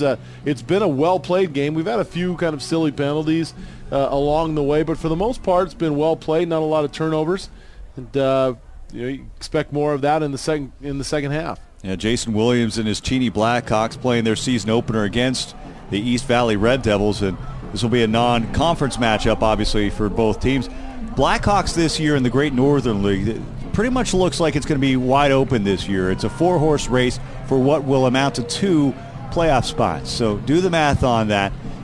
Really, those wins are going to come at a premium. 2 teams will be in, and probably 2 playoff caliber teams will be left out of the mix this year in the 2A as far as the Great Northern League is concerned. Well, some very balanced teams out there this year, as you said, Sam. It's really hard going in knowing exactly how this might shake out, but you look at a Cheney team, certainly West Valley is always in the hunt. Pullman's usually around, Deer Park. There's some good football out there to be played in the GNL, and once they start to play each other, they get out of this non-conference schedule. That's where you're going to start to see teams really separate themselves. And you look at some of these teams, and a lot of them have some youth, but Cheney's a team with some senior leadership that you wonder if that wouldn't be a group who could step up with that senior leadership and pull away from some of the others. They've been caught up in the mix the last few years, kind of playing in the shadows of some of these other teams. Maybe this is Cheney's year. Well, for the Blackhawks' sake, they certainly hope so. They will return wearing the All Blacks. East Valley will kick off here to start this third quarter of action. This kickoff is sponsored by Kimmel Athletics. Stop in and see the latest in football shoes and equipment. Short squib kick gets past the first line of defense. It is recovered by the Blackhawks at their own 38-yard line. So Cheney will start in good field position to start this drive, but he'll dodge a little bullet there. East Valley almost pulled it off. Well, second time they've tried that, really, just to kick it along the ground and stay away from those deep return men who are so dangerous. Cheney very fortunate that after that hit one of their return men, or their up man on the return team, I should say, somebody was able to fall on it. So that's something that they should be prepared for. Hopefully they don't have to see East Valley kick off anymore here. This is in the second half. There's a junior quarterback, Andrew Graham, on the rollout. He has a man. It is complete near midfield, out of bounds after a gain of 11. Good pass, and then the good catch by Matt Bitts, the senior tight end. Yeah, I talked to John Graham, the defensive coordinator here at Eastern Washington University, who's here watching his son, Andrew Graham, the junior quarterback, and I asked him, you're a defensive coordinator, your son's a quarterback. That can't be a great marriage at home. I mean, your job is to stop the quarterback. And you got to know the enemy, right? So I'm sure that he's probably imparted a little bit of wisdom on him in terms of what to watch for in some of those defenses. Graham on the play fake. Flushed out of the pocket. Pursuit. Will get some time. Throwing. Caught out in the flat is Austin Kautzman. Kautzman down to the 30-yard line, pushed out of bounds. He'll spot him out at the 35-yard line for a 16-yard gain and a fresh set of downs. Good improvisation there from the quarterback, Graham. Well, I'll tell you what a great job by Graham. First of all, just keeping the play alive with his legs, designed to go out to the right. Then as he found that there wasn't any room, he'd get around back over to the left, and just before he gets hit, he lets go of the ball. Really forced East Valley to make a decision of coming up on him or playing out in space with the receiver, and they made the wrong choice. Great job there by Graham. The passing stats starting to look a lot better. The give to Kautzman, his second straight touch. He'll take it down to the 31-yard line after a pickup of 4. Graham now 8 of 20 passing with 135 yards. They talk about that first drive of the second half being the most important, and I would tend to agree with that. If you can come in this first drive and put points on the board, it really sets the tone for the rest of the game. Kautzman out for a spell here. And it will be McKeese Allen in the backfield now. Kind of a tight bunch formation here for Cheney. The give is to Allen. Allen with a hole. He'll get the first down to the 20-yard line. Ball comes loose, recovered by the Red Devils inside the 20, down at the 17-yard line. And it looks like they've turned it over. Yes, they have, as East Valley is at the bottom of that pile. Yeah, and there you go again. It's that's been Cheney's nemesis. They get down in here and then some kind of mistake turns the ball over, or they are not able to finish the series. And boy, another example of it right there. You just can't have those kinds of mistakes, especially when things are going so well. Really deflating for that offense. And Zach Janis, Johnny on the spot there, two-way player.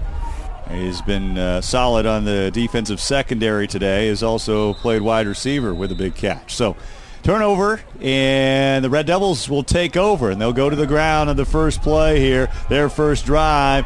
And there's big old number 28, David Garza, 5'10", 195-pound senior running back with a pickup, and they'll get the first down and then some. Yeah, you talked a lot about Garza in that first half, Sam. The way he runs, just a powerful runner. Looks like he's going downhill all the time. Hard guy to tackle, and right there, nice first down carry after the turnover. Garza rushing for 16 yards on that carry. 3 attempts now for 20 yards. From the 33-yard line. Jordan West heading off. Again, it's Garza. Garza right side with room up to the 40-yard line. They'll spot him down at the 41. Pickup of 8. Sorry, Sam. In the previous game I was with Larry Weir, and we talked about Colville probably runs about 5 or 6 plays max out of their little double wing formation. And, the thought being, from that coaching staff, look, we're going to keep running the same thing until you figure out a way to stop us. There's another good example of that. Back-to-back handoffs for Garza, and really pressuring Cheney to come up and try to make a play. Haven't done it yet. You may see a steady diet of Garza throughout this second half, and here he comes again. This is Schrank. Schrank near the first down marker. I believe that'll be enough to move the chains. So it's been the Schrank and Garza show so far.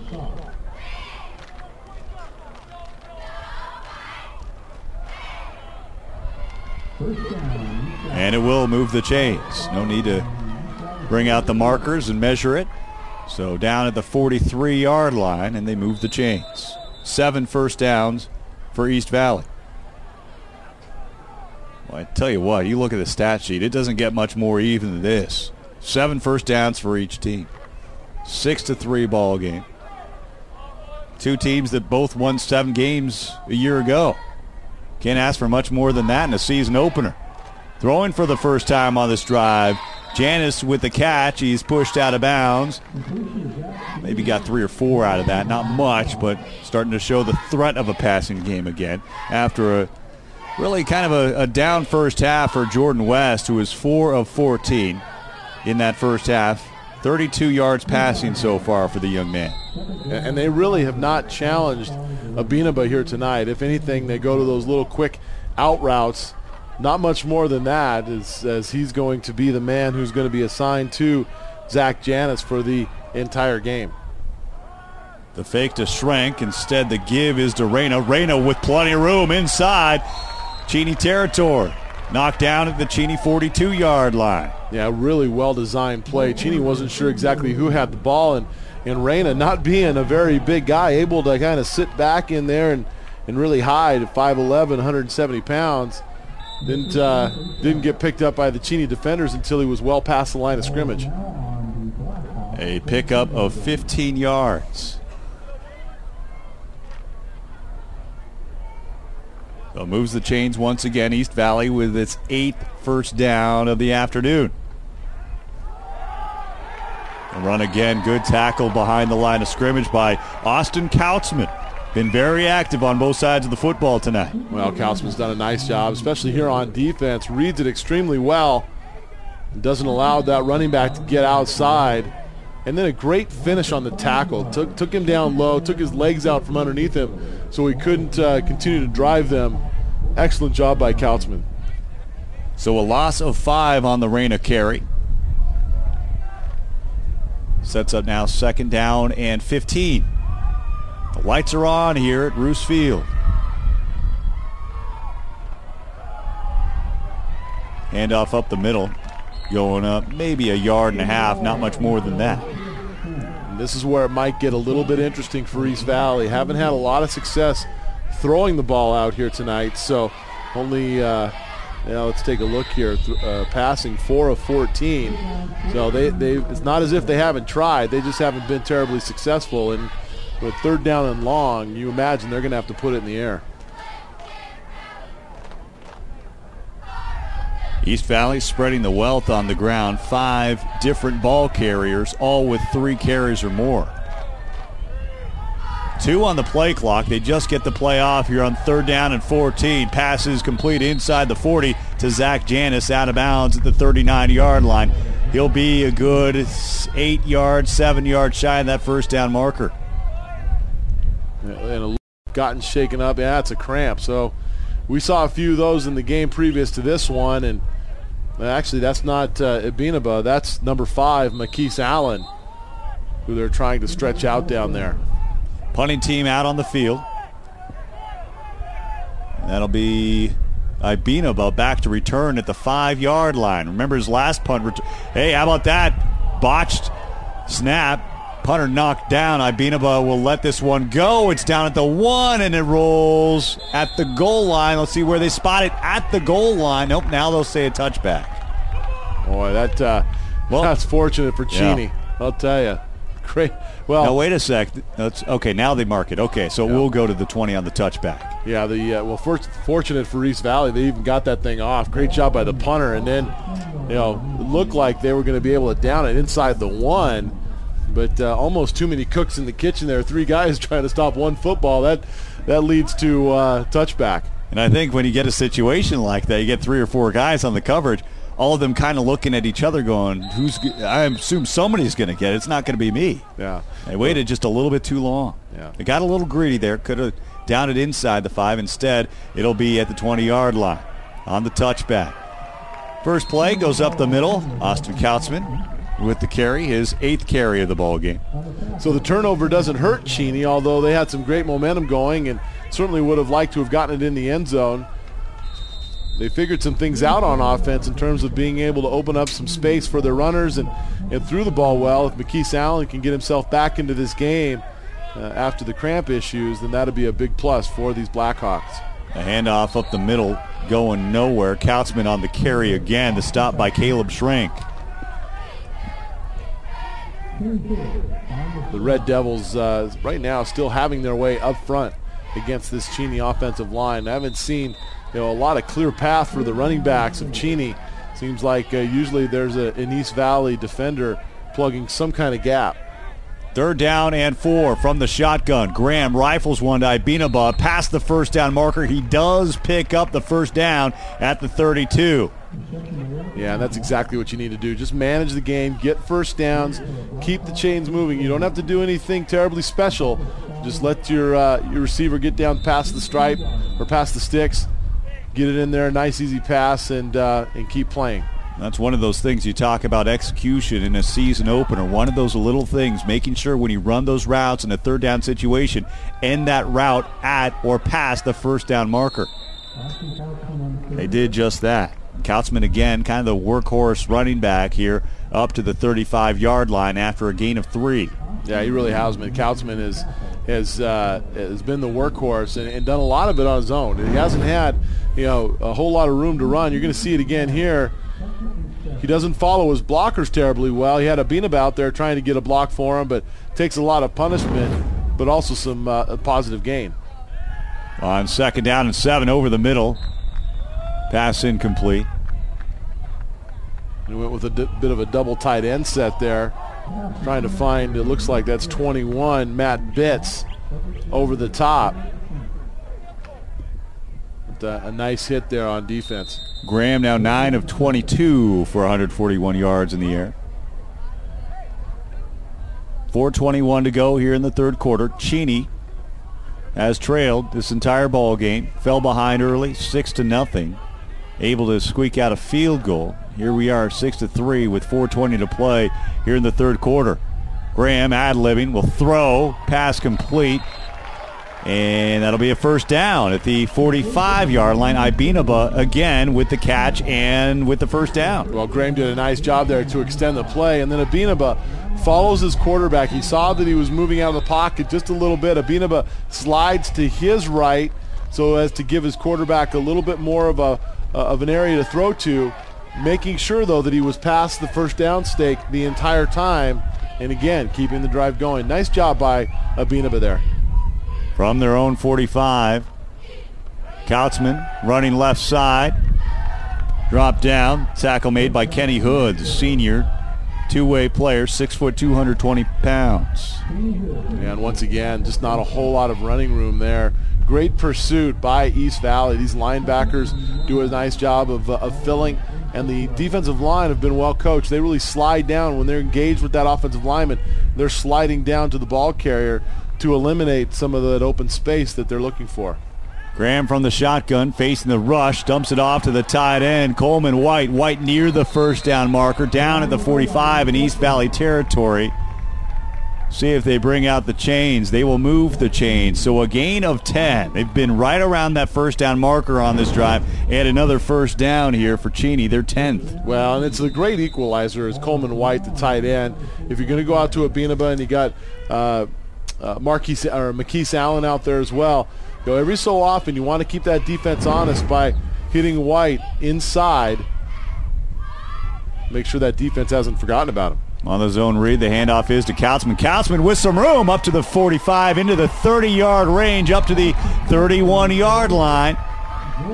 So that'll be a gain of 14 for Kautzman, who with that run has nearly doubled his rushing output for the afternoon. Yeah, and they're really counting on Kautzman out here with some of their guys out with injury. I haven't seen McKeese Allen back in the game. Looks like he's still on the sideline trying to get his right leg figured out, kind of shaking that, again stretching, maybe a cramp issue. But we haven't seen him back into the game. Fortunately for Cheney, though, Bursler is. On the play fake. Pass complete. Down towards the 25-yard line, down at the 24, again to the tight end. That'll make Mr. Bill Ames very happy. Always glad to see those tight ends involved. And really, but that's where it's going to happen, because you see, East Valley really does have a shutdown defensive back, cornerback in Zach Janis. And you want to get Ibinaba obviously out in open field, but boy, oh boy, you get that tight end involved, and all of a sudden that opens up the rest of the field. That's one other thing then they have to be worried about. It's not as if Coleman White is some electrifying a pass receiver who's going to put up big numbers. But if you can just hit him sporadically, that just opens up the field for everybody else. They split Kautzman out wide, looking right, throwing right, underneath, incomplete. I tell you what, right there, I mean, you like trying to get it into the hands of Ibinaba, but the better throw there might have been to the tight end White. Well, you couldn't have thrown it much better, though. I mean, he had it right into the hands of Ibinaba, and, again, just trying to spread the wealth a little bit. I think Ibinaba he's done it now a couple of times, did it on the punt, and then again here. I think he gets his eyes maybe upfield a little early before he brings that ball in, wondering, hey, where's that end zone at? Am I going to be able to get in there if I catch this ball? Problem is he didn't catch it. 3rd down and 3. So a short 3rd down situation. Here comes the rush on the screen, a little bit short. Pass intended for the tight end, Coleman White. So they baited the Red Devils to come in on the screen, but just a little bit too much extra penetration there, and the quarterback, Graham, never really had enough time to set up the play. Well, you called it. They've got to get a more of a piece of those defensive linemen. So if the offensive line is going to try to get downfield on the screen, you've got to be sure that you get enough of the defensive line so they can't just fly upfield and make it tough on the quarterback. Awfully long field goal right now. This will be a 41-yard attempt for Theo Petropoulos, the senior kicker. This one's not going to have the leg. It'll be well short and well left. So no points for Cheney after that long drive. It's still 6-3. East Valley in the driver's seat. Red Devils back on offense when we come back.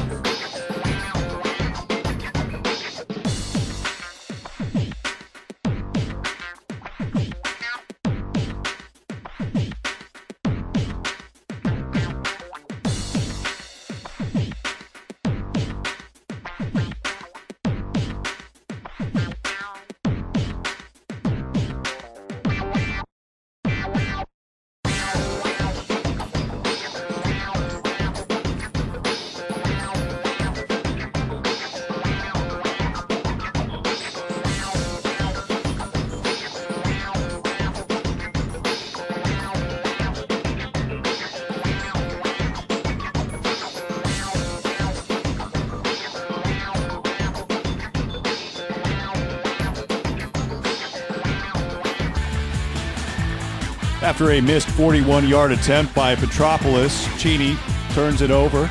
And here come the Red Devils now of East Valley back on offense. Late flag coming in. Might have seen the face mask there.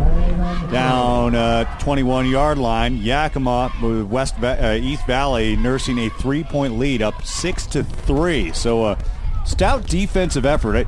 The offenses, Bill, I don't think have looked as bad as the score would indicate. It'll actually be a hold against the offense here. Well, I think we got a good case of just good old-fashioned defense here. I think overall you're right. I think for the most part it's been good defense by both teams. But if you look back, Sam, at the last drive for Cheney, key play, drop ball right around the 10-yard line for Ibinaba, right in his hands.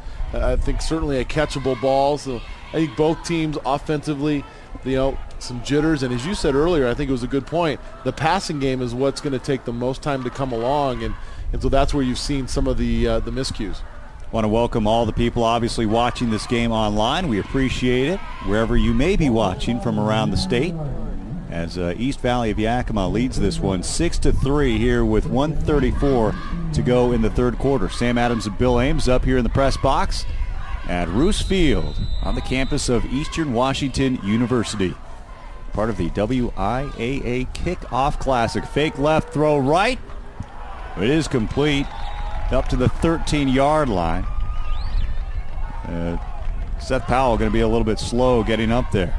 Yeah, that was a big hit, and he's trying to find himself right now. They may want to take a look at him. Kevin Malone, one of the better officials in the area, spotted it. You could see it right now, and he's sending him off. Great job there by Kevin Malone. Let's not undersell this one. This official saw that this young man was in danger right away, got him off the field. And that's one of the things, you talked about some of the things that the officials are really focusing on here in Point of emphasis. 2012. And that's one of them, which is tough for an official. Sometimes it's hard to tell if somebody's really gotten their bell rung, as we say. And Kevin, nice job by you, Spokane guy, been around a long time and seen a lot of football. He could tell that man wasn't 100% and stopped action to get him off the game. Good job, Kevin Malone. Yeah, I think err on the side of caution, obviously, and that's not a decision you're going to regret, I tell you what. Jordan West from the pistol formation for East Valley.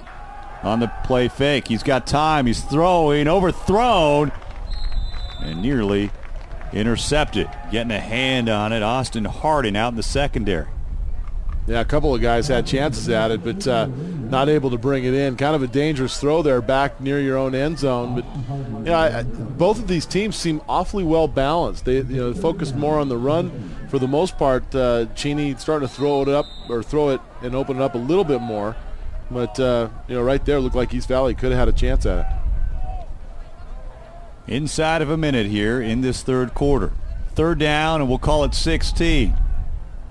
They're on the right side, not going to be anywhere near the first down marker. And Billy, you talk about it, the balance in the playbook for both teams.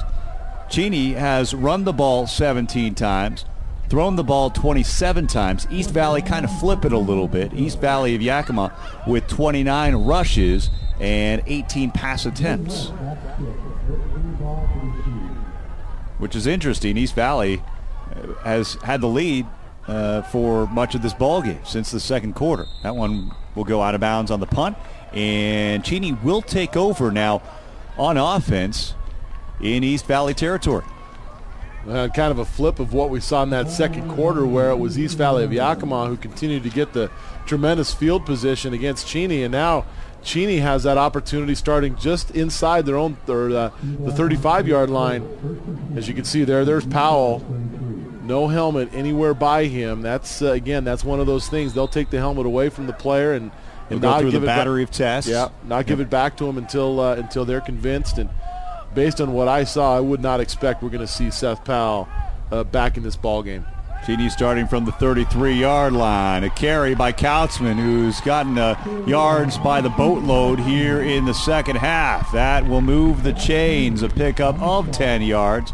And Kautzman with some tough running there is 13th carry for 45 yards on the afternoon. That one going for 11 yards. Nice first down play there by Cheney. And again, it's Kautzman who's doing a lot of that work running the ball. So first down and 10 from the 22 in East Valley territory. That's Kautzman, who was bumped. He'll maybe squeak out a yard. No, they'll call him down at the 22, so no gain there. And Kautzman, as you can see, limping off the field here. He might be cramping up. It'll tend to happen, especially early on in the season. Yeah, Kenny Hood did a nice job there, just getting around his ankles, and may have done just enough there to create some cramping. All right, at the end of three quarters, it is 6-3.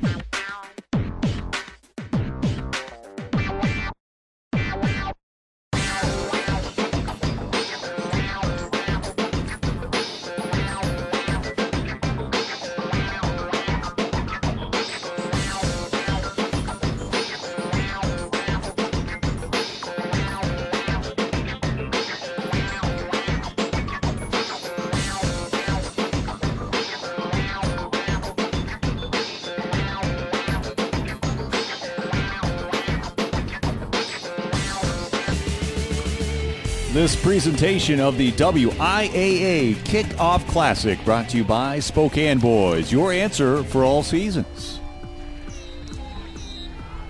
Back for the start of the fourth quarter of action. Cheney Blackhawks in black, and they are driving here against the Red Devils of East Valley. This is the quarterback, Ram, flushed out of the pocket and brought down for a big loss. Try to improvise there.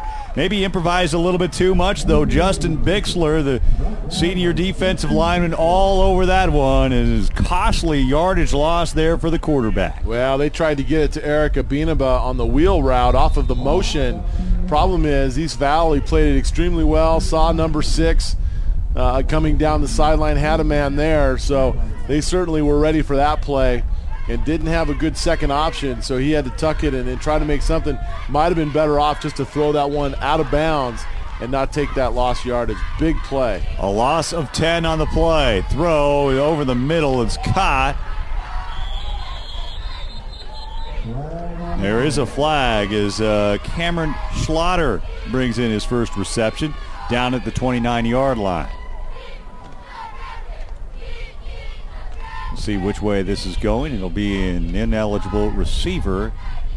Second time we've seen that this afternoon. Yeah, and again, it's Graham trying to make something happen with the screen, but if you wait too long, those linemen will get downfield before the ball is thrown, and that's where you're going to see the penalty. But they're going to decline it because it's going to bring up, I believe, a fourth down, Sam, and now it's a decision time for Cheney. Now, I tell you what, screenplay, especially early on, one of those tougher plays to execute. And when you're this early in the season, it's just kind of hard to pull that off. I'm not saying you take it out of the playbook entirely, Bill, but it is one of the more intricate plays to try to set up. Well, take a look at this, Sam. They're going to try a 46-yard field goal. Well, I tell you what, there's a kicker who's coming up in the nightcap tonight that can make that one without even breaking a sweat. We'll see, though, if the kicker right now, Theo Petropoulos, can pull this one off. It's got the distance. It is good. And we are tied up at 6. What a boot from Theo. Well, I'll tell you what, when I saw them line up at the 36, especially after we saw the last kick, I thought maybe we'd see some kind of like a punt or maybe a fake. But that wind is strong enough down there that if you can get a good hold of it and drive it down the middle, you're going to make it, and he certainly did. Nice job by Petropoulos. 46-yard field goal attempt. Second field goal made for him this afternoon. And that'll put Cheney on the board for the first time in this second half as the Blackhawks draw even at 6-6. And maybe the first example we're seeing here tonight of how that wind here in that fourth quarter is going to impact Cheney. And you saw the ball boy down there. He gave the signal before the official. That was fantastic. Gave him a little help down there. So they do manage to get 3 points out of the deal. The Blackhawks have tied this one at 6-6. First time that Cheney has not trailed since the second quarter. And East Valley back to return now. They have Janis back. And that one let go. Janis will pick it up at the 5-yard line. And he'll get past the 20-yard line all the way up near the 25-yard line. I tell you what, if you predicted where they would end up at the start of that kickoff return, I wouldn't have thought in a million years they'd get all the way back up to the 25. Well, Zach Janis did a tremendous job there. I didn't think he had any chance. Once that ball hit, it just sat there. Janis now limping off. We're seeing quite a bit of that here. We won't try to speculate on whether it's a cramp or something more. But reminds me of a Greater Spokane League game we might have done. The difference is these guys at least are able to get off the field. That was one of the longest games we've ever. It was either that one or the Coeur d'Alene game from a couple of years ago where we had the lightning and we had the delay. Boy, there were some moments there for you and I where we got to know each other very well during some downtime in broadcast. Almost too well. The handoff going to Sergio Reyna. Reyna up to the 29-yard line, a gain of 4. Well, a whole new ball game now, Sam, with the score tied at 6. Great job there by Cheney to get points on the board, and with just over 10 minutes remaining, it's more of the same. Two evenly balanced teams, just one trying to get that one break that's going to take them over the top. And I'll tell you what, the quarterback for the Blackhawks has turned it around after a slow start. He's right near 50%. Andrew Graham now 13 of 28 for 171 yards passing. Second down and 6. We'll have a whistle and a flag on the near side. Meanwhile, Jordan West, 7 of 18 throwing for East Valley. That'll be offsides on the defense. That'll move the ball up 5 yards and set up now a second down and 1. So a good turn of events for the Red Devils, who have a very manageable now second down situation. And remember, they're probably looking to put points or get into the end zone because their kicking game really non-existent in terms of field goals, and going into the win, it even compounds it that much more. Martinez on the carry for first down yardage. He's down at the 37. That three-headed monster of Martinez, Garza, and Schrank are really a load for this Cheney defense. Regardless of which one's coming at you, they're coming at you with a lot of momentum. Reyna with 8 carries for 42 yards. Schrank has gotten the bulk of the carries, 11 attempts for 25 yards. Garza, 4 attempts for 28 yards. As a team, East Valley now over the 100-yard mark, 31 carries, 108 yards rushing. First and 10, quick throw, quick catch. Janis is tackled past the 40-yard line and then somehow managed some extra yardage out of that. And finally brought down by Jacob Christensen near the first down marker. I think they'll spot him about a yard short, and they will. But what a great second and third effort from the wide receiver. Well, I'll tell you, this kid does not go down easily, and he's certainly not going to let one guy take him down, much less 2 or 3. Continuing to drive the legs and playing until the whistle blows. That's the first thing a coach is going to tell you when you get into camp. Play until the whistle blows, and there's a great example of one man doing it right there in number 1, Zach Janis. Running the football here, that's Oscar Martinez. Martinez enough to get that first down. The passing game so far, just 2 different players have had catches, and there's Martinez down in pain. He's grabbing that left knee, Bill. Well, he's grabbing that knee, and I think one of those Cheney defenders came in low on him to try to take his legs out from under him while he was running, and you hope it would maybe just kind of a bruise of some kind, and nothing more than that his feet didn't get caught up in that turf. But he's in a lot of pain. I don't know if we'll get a chance to see it again or not. Might get a better idea of what happened there, but you can tell he's struggling a bit right now.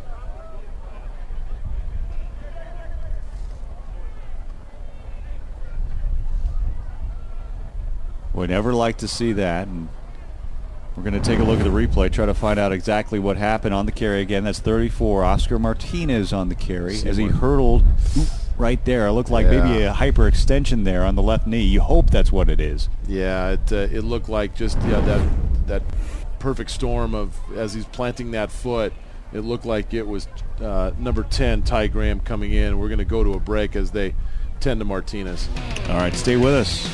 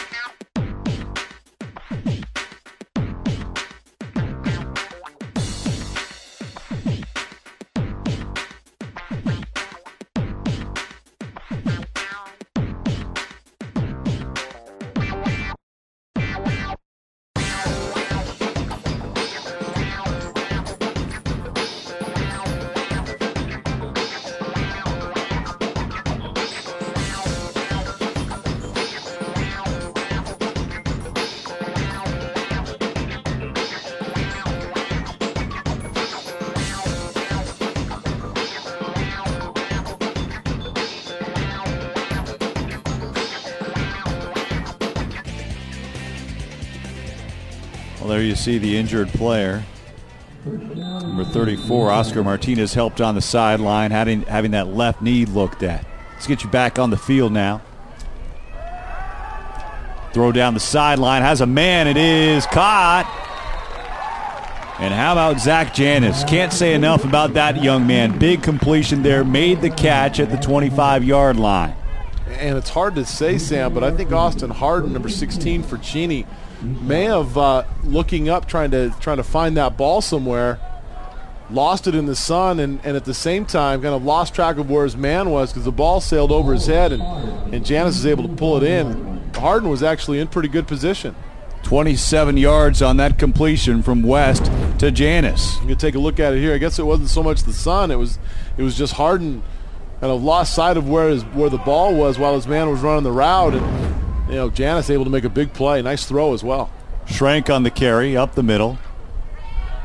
And he's down at the Cheney 22-yard line. 6-6 ball game. We are in the fourth quarter, 8:40 to play. And again, remember, East Valley really has no kicking game to speak of here. So, they're thinking 6 points, not settling for 3 because they really don't have any kind of option when it comes to field goal. Janis now 6 receptions, 61 yards. Both are game highs. Second down and 8 from the Cheney 22. Give once again to Schrank. Schrank unable to get yardage on that play. No gain. Brings up third down and 8. Well, and you think that, here's a play right now where they're going to try to find that little receiver, Janis, who's really come up with some big plays. He's coming into the game right now. He's probably telling West, find me, throw it to me, and I'll make a play. I would say it's a big third down, but I got to tell you, East Valley right now looks like they're in 4-down territory. 3rd and 7. Throwing. One-on-one coverage. Janis overthrown. He was going right towards that pylon. It was just a little bit out of his reach. And as you said, Sam, this is a 4-down territory for East Valley. A little surprised that they try to go for all of it right there and maybe not try to pick up maybe a few yards just to set up a much more doable 4th down try. Now with 4th and 7. You're really taking the run option away for East Valley. I'm not a coach. I don't pretend to be one, Bill, but with all the pursuit we see from the Blackhawk defense right now, might be a nice time to try a delayed draw here. Delayed draw, maybe even a screen. 4th down and 6. Throwing all the way is West on the rollout. He's got a man a little bit high, a little bit out of his reach, and incomplete. Pass intended for Sergio Reyna, and the Blackhawks will take over on downs. Well, two plays there for East Valley that I think they'd like to have back. Both decisions there, trying to go for 6 points rather than just pick up the first down. I think Cheney, well prepared for defending their end zone. And East Valley trying to pick it all up at once. So Cheney takes over from their own 21-yard line after the incompletion from West. Jordan West now 9 of 22. The Blackhawks have tied it up at 6-6. The handoff not going much of anywhere. And one guy we haven't seen much of in this second half, although he's been on the field for Cheney, is number 11, Calvin Bursler. Made a couple of big catches there in the first quarter, one that went for 55 yards, but since then it's been awfully quiet, looking to Igbinaba a little bit more frequently. Bursler might be somebody they want to go back to. Cameron Schlatter in at running back on this drive, had that last carry, as Kautzman now on the sidelines. Again, he's been the workhorse back so far. Kautzman, 14 carries, 45 yards. Bad snap, and the quarterback, Graham, had to jump on it. And they'll set up a 3rd down and long. They lost a yard on that one. 3rd down, and we'll call it 11. Nice job by Graham just to get the snap down to where he got a chance to fall on top of it. That could have been deadly for Cheney. 3rd down and 11. Empty backfield here. Andrew Graham from the shotgun. Steps up in the pocket. He's going to throw on the run. Got a man. It's caught at midfield. It's caught by the tight end, Coleman White, at midfield for the first down. It hasn't been pretty, but the Blackhawks moved the chains. Yeah, and a great job by Graham, just extending the play. Kind of got East Valley into a position there, Sam, where they lost sight of their man, and while he's scrambling with his round, has his eyes up, able to see the open man, and to his credit, Coleman White also moving with the quarterback, trying to find that open spot, not just standing still, and two of them able to hook up once again. 38 yards on the completion. White now, 5 receptions, 84 yards. From the East Valley 42, here comes the blitz. Kautzman up the middle, and he'll get past the 35 in East Valley territory. He's about a yard shy of the first down marker at the 34. Boy, really important there for Kautzman to get a little bit of a break there, spend some time on the sideline, and get his wind, get some energy back in those legs, and you can tell on that run that couple minutes of break really helped him. Kautzman staying on the field as the drive continues. It'll be second down and a long one as Graham gets the play back to the huddle. 10 on the play clock. Just over 5 minutes to play in a 6-6 ball game. That'll be a legal motion or a false start on the Cheney Blackhawks. And that's kind of been the story so far, Bill. You get a big play, you seem to be getting a drive going, and then they shoot themselves in the foot, whether it's on just a bad play or on a turnover or, in this case, a penalty. Well, and we've seen it all day while we've been out here. Starting with that first game with Reardon and Tico Oakdale, you get a good drive or maybe even a good play, and it's that little kind of nasty 5-yard penalty that really stops things up. Looks like they're just going to go with the same play. Graham will keep it. He'll get back up to the 35-yard line. That'll be a long 2 yards short of the first down. And as opposed to what we talked about with East Valley, Sam, for Cheney, you're probably only about 10 yards from giving Petropolis another opportunity to kick a field goal with this wind at his back and a good strong leg. You probably don't find yourselves in the same kind of position anyway that East Valley is, going the opposite direction. A carry of 4 yards sets up third down and 2 for Cheney. Another false start. We're going to have to get that figured out real quick. Yeah, and that's Coleman White, who's he's had such a good game. It's hard to get on him too much for that penalty, but I'm sure. Well, that's a big one. You go from a third down and 2 to all of a sudden a third down and 7. I mean, that's a big difference. Yeah, it is. It really limits your playbook now too. So here we go once again. We'll send Ibinaba in motion. Back to throw Graham, flushed out of the pocket, throwing Ibinaba. He'll get the first down inside the 30, down inside the 30 at the 27-yard line. They tried that play once before earlier in this half, and it was well guarded by East Valley. That time, Graham actually able to create again, just as he's done all night, create a little bit more time for himself while keeping his eyes open, and then find Ibinaba maybe a little later than it expected, but still on time for the first down. And Sam, they're in field goal range right now. Graham is 15th completion, 15 of 32, 122 yards. Fresh set of downs from the East Valley 28. Kautzman, the run, right side. And he's spotted down at the 23. And if you're Cheney right now, it's all about hanging onto the football and don't go backwards. No penalties, no tackles for loss here. Keep going forward and let that clock continue to run. I don't know how many more pass attempts we're going to see here from Cheney, because right now it's twofold. They want to get points on the board. They also want to take as much time off the clock as they can. Well, one more first down, and you may start to see East Valley burn some of their timeouts just to save some clock. This drive started with 7:26 to go. A rifle pass, trying to come back and make the catch, was Ibinaba, incomplete. Yeah, you just said it there, partner. That, not a lot of passes, but there's one, and the one thing that you don't want to see if you're Cheney is you don't want to see that clock stop, and that's exactly what will happen on an incomplete pass. So a little bit of a break there for East Valley to be able to stop the clock without having to take a timeout. Sure, they like to take it down inside 2 minutes when all is said and done at the end of this drive. But first things first, Cheney just trying to get some more points on the board and take its first lead of the ball game. On third down, looking left, throwing left, a little bit quicker than Kautzman expected.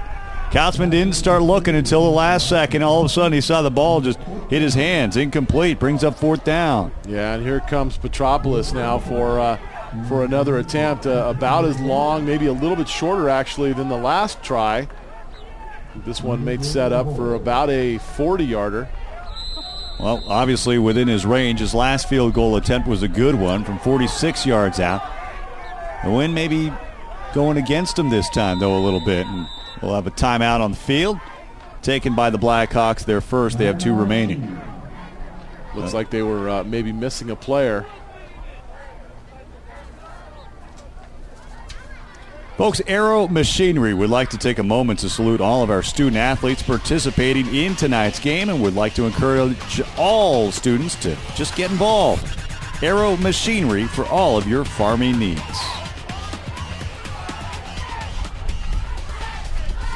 Game 3 of 4 this evening at the WIAA Kickoff Classic.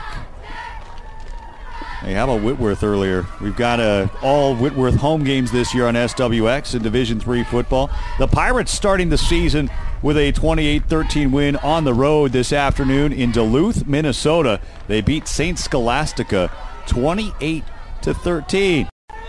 And his Bucks open with a season-opening win, 28-13, behind a big game from their running back, Ronnie Thomas. 161 yards, 3 touchdowns in that one. Yeah, great start for the Pirates on the road. Be able to come home and celebrate that 1-0 record. Here's Theo Petropoulos. This for the lead. It'll be a 40-yard field goal attempt here on fourth down. High snap, never had a chance. Red Devils will take over from their own 30. Yeah, that's really a product of an offense who just bogged down there after really doing a nice job of moving things. Could not keep it going, and it ends up in a long field goal attempt, and you can only put pressure on your special teams so many times. So a big break there for East Valley, which holds. So no points on the board for Cheney on that drive. More importantly, though, plenty of time. 2:46, so they have plenty of time to drive downfield if they can. The Red Devils take over from their own 30-yard line. Play action. Throw is complete. Making his first catch of the ball game, Isaiah Harris, a sophomore wide receiver. And nice to see another receiver get involved for East Valley. Just the third different receiver to catch a ball today. Yeah, big kid for a sophomore, 6'3", 175. And looks like he's got pretty good hands. Did a nice job of coming back to the football. And you said it, Sam, having somebody other than Janice that they can depend on in the passing game, going to be really important for East Valley this season. Another play fake here. Throw on the near side, and what a catch made. That one by Sergio Reyna, who stretched out of the backfield there, and he makes the catch. Yeah, he makes the catch, but I think he's going to actually lose a couple of yards with the catch. Might have been better off if that ball had hit in the turf, so now it brings up, instead of a 3rd and 2, you're back to about a 3rd and 4. Of course, hard to ask the young man to know exactly where he's at in the field as to whether you should catch the ball or not, trying to make every effort he can to help his team. A loss of 1 on the play, and the Red Devils, knowing the gravity of the situation here, inside of 2 minutes, they will take a timeout to talk things over. And I think, Bill, even in your own territory right now, well, you don't know. You're kind of in that gray area here. If it does come to a 4th down, what do you do? Right now, they're facing a 3rd down and 3. Yeah, I think it's all about the yardage. I mean, if they try to throw something and it's incomplete, you can see there's McKee Sallin. Once again, I think trying to get something stretched out there, kind of struggling. But, for East Valley, if they can, pick up a couple of yards here, get it near that 1st down marker, even if it comes up short, they may try to drill one in there and pick up the 1st down. If it stays where it's at, I would suspect they'd punt.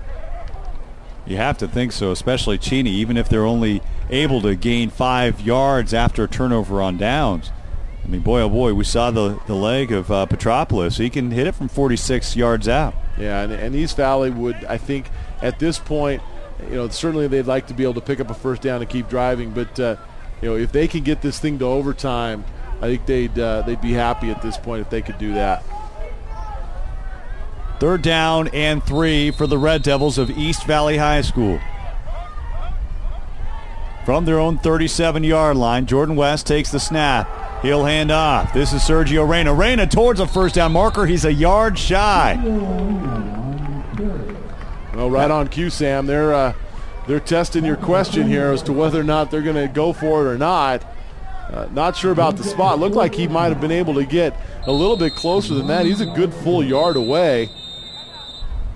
Another timeout taken. This one by Cheney.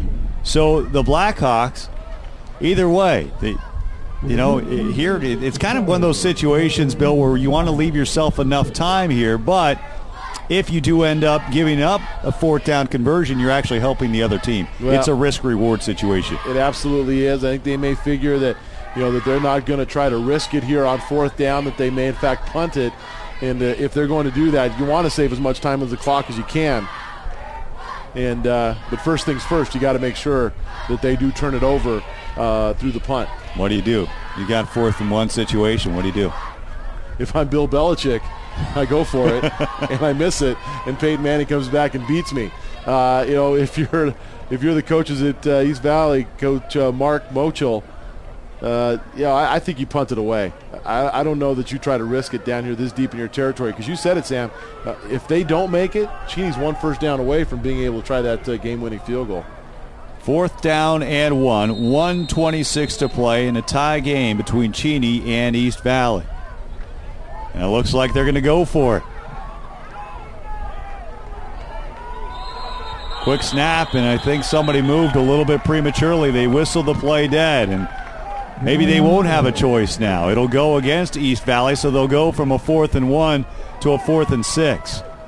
Doesn't really hurt them too much either way. Now I think it's a moot point. They'll punt the football. Yeah, they're going to punt it, but it's unfortunate that, I thought it actually was a pretty decent idea. Got into that bunch formation, but if you're going to do that, you got to make sure everybody's set before you go ahead and snap it. Dangerous man back there. Don't forget now, Eric Abinaba, number 6. We'll get the punt off. Ibinaba back at the 35-yard line. He'll let it go after the short punt. It does take an East Valley roll, though, and it'll roll towards the 30-yard line, and that is where they will spot the ball. The Blackhawks of Cheney will take over with 1:15 to play.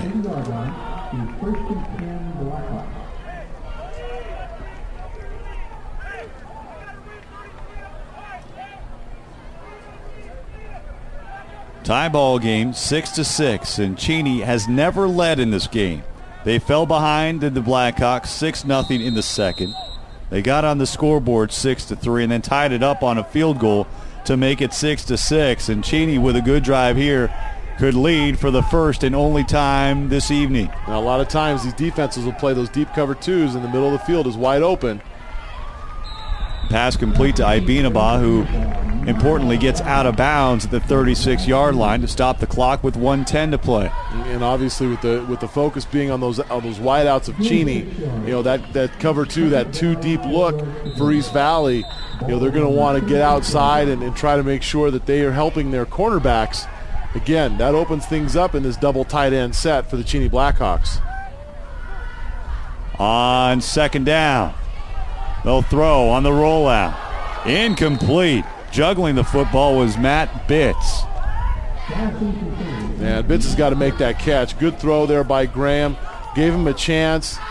But Graham's done such a nice job here tonight, Sam, of extending plays, giving himself an opportunity to hit guys downfield. And on more than one occasion, his receivers have let him down, haven't been able to bring that ball in.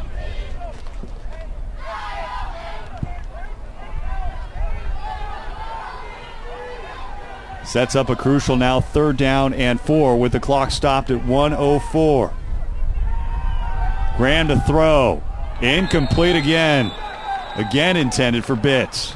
Yeah, that's 2 for Bitts that he's dropped back to back, and boy, Cheney had their opportunities to try to get it down there and score and just couldn't do it. So, they're going to come out and punt, and barring something miraculous, it looks like we might be heading to overtime. On 4th down, Cheney forced a punt on a 3 and out. Back to return for East Valley. Looks like it's going to be Jordan. No, excuse me, not West. It'll be the regular return man, Zach Janis.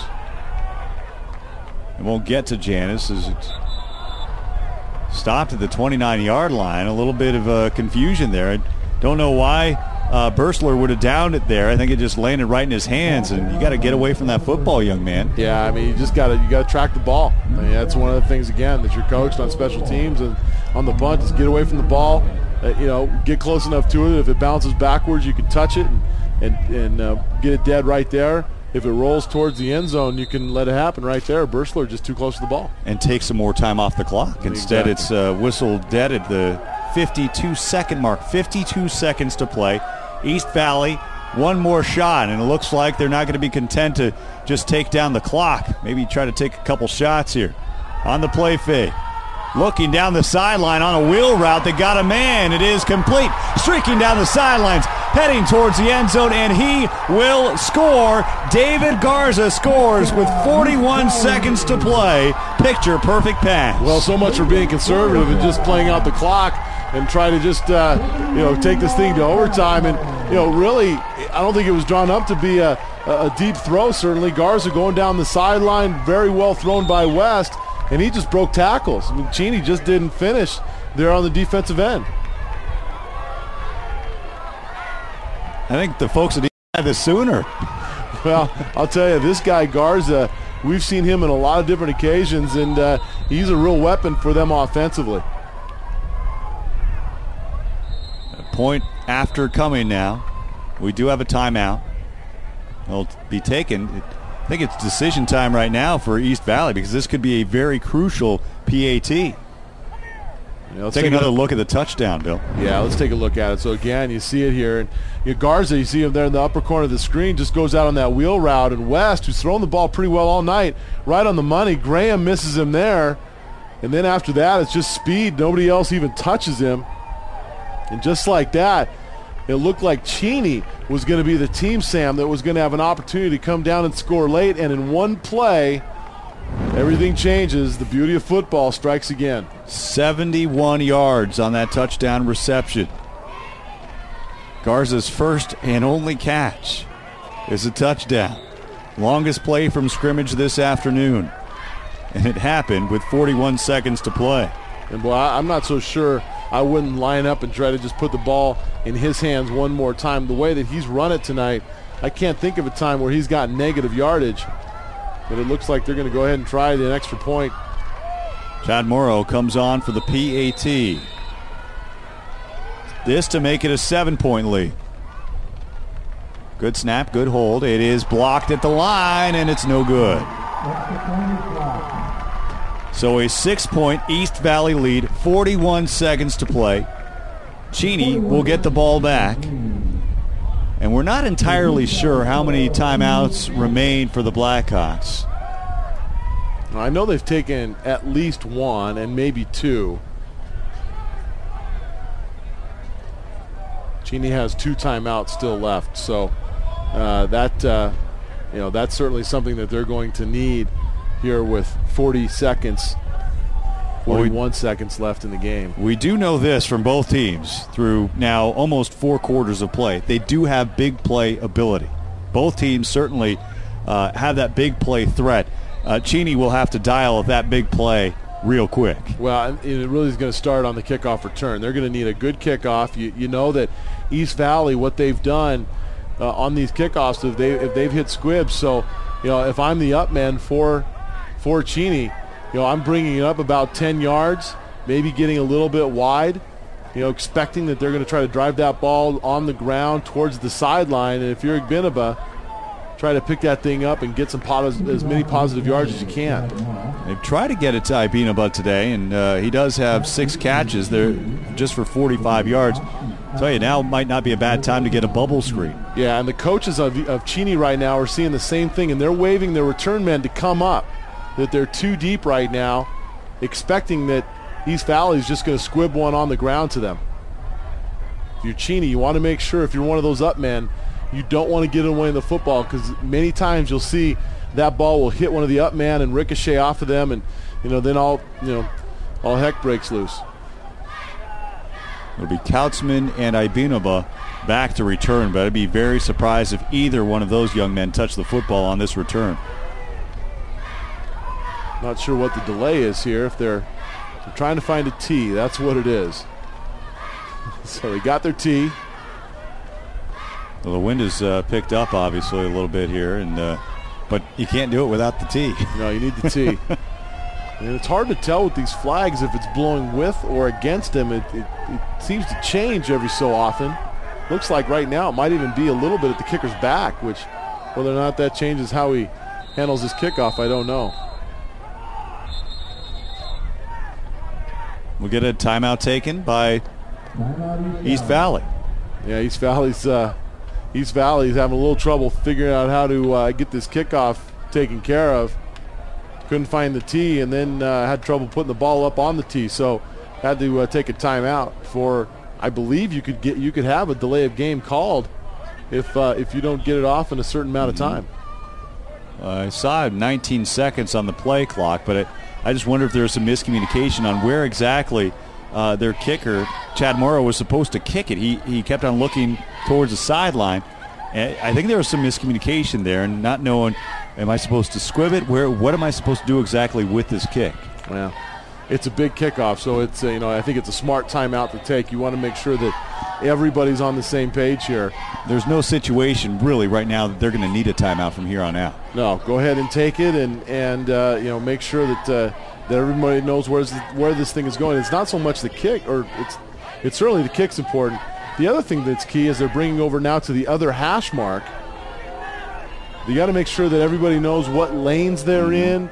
They want to make sure they remind Janice down here at the if we see him at the bottom of the screen, if we pan the shot out, that he keeps that contained, doesn't try to come in too much. And there's the squib. There is the squib, and Kautzman will take it inside the 20 at the 16-yard line. Down the sideline, Kautzman out of bounds at the Cheney 32 with 34 seconds to play. Well, he did his job, try to get as much yardage as possible. Don't weave in and out and take off any extra time.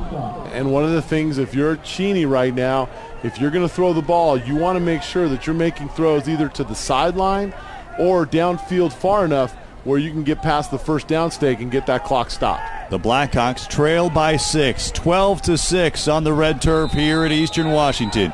34 seconds to play. The junior quarterback, Andrew Graham, from the shotgun. Low snap, plenty of time, though. Rolling, throwing. Ibinaba makes the catch. He got 11, 12 yards out of it. They'll whistle the play dead, 24 seconds. And you'll see those East Valley players make the pile, try to kill as much time as possible. The clock does stop as they move the chains. But if you're in Ibinaba, you catch that ball, you want to get to the ground right away. You're just wasting time trying to dance around with 4 players on you. Graham will spike it. A couple more seconds come off. 21 seconds to play. Down, obviously not a situation that you have to be concerned about right now, or distance. So it's second down after the spike. 21 seconds to play. Cheney needs a touchdown, plain and simple. And again, those 2 timeouts, you certainly want to be able to utilize those if need be. Graham throwing right. This will get the first down. Ibinaba had to make the extra effort. Remember, if he doesn't get the first down, the clock would still be going. 15 seconds. It looks like they'll spike the ball again. And I think Cheney's going to have to start throwing the ball a little bit further down the field, or else they're setting themselves up for what's going to have to be a Hail Mary. 1 second off the clock there to 14. So they get 10 more yards, just barely. As Ibinaba ran that little curl route, got the catch. That is now 8 catches for that young man for 68 yards. They are in East Valley territory at the 43-yard line. Graham has thrown the ball 37 times now for 251 yards. Graham will work from the shotgun. They'll send 3 wide here, 2 on the near side. Graham, plenty of time, throwing down the sideline, well overthrown and out of bounds. Into double coverage.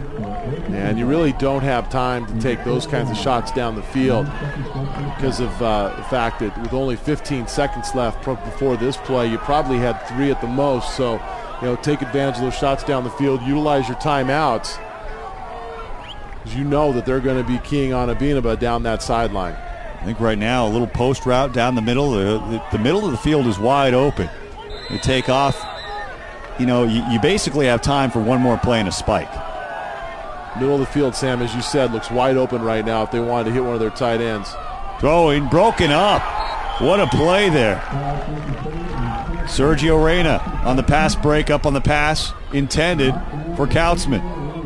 6 seconds, so 3 more seconds come off the clock, and this might be their final shot here. Well, I'll tell you what, one of the things that you want to do, this is fourth down. So, unless you can somehow get a play done within 5 seconds to get that first down, get it inside a first down, or get a first down, I think this is going to be your final play. And take a timeout and probably talk about it as a team, I would think.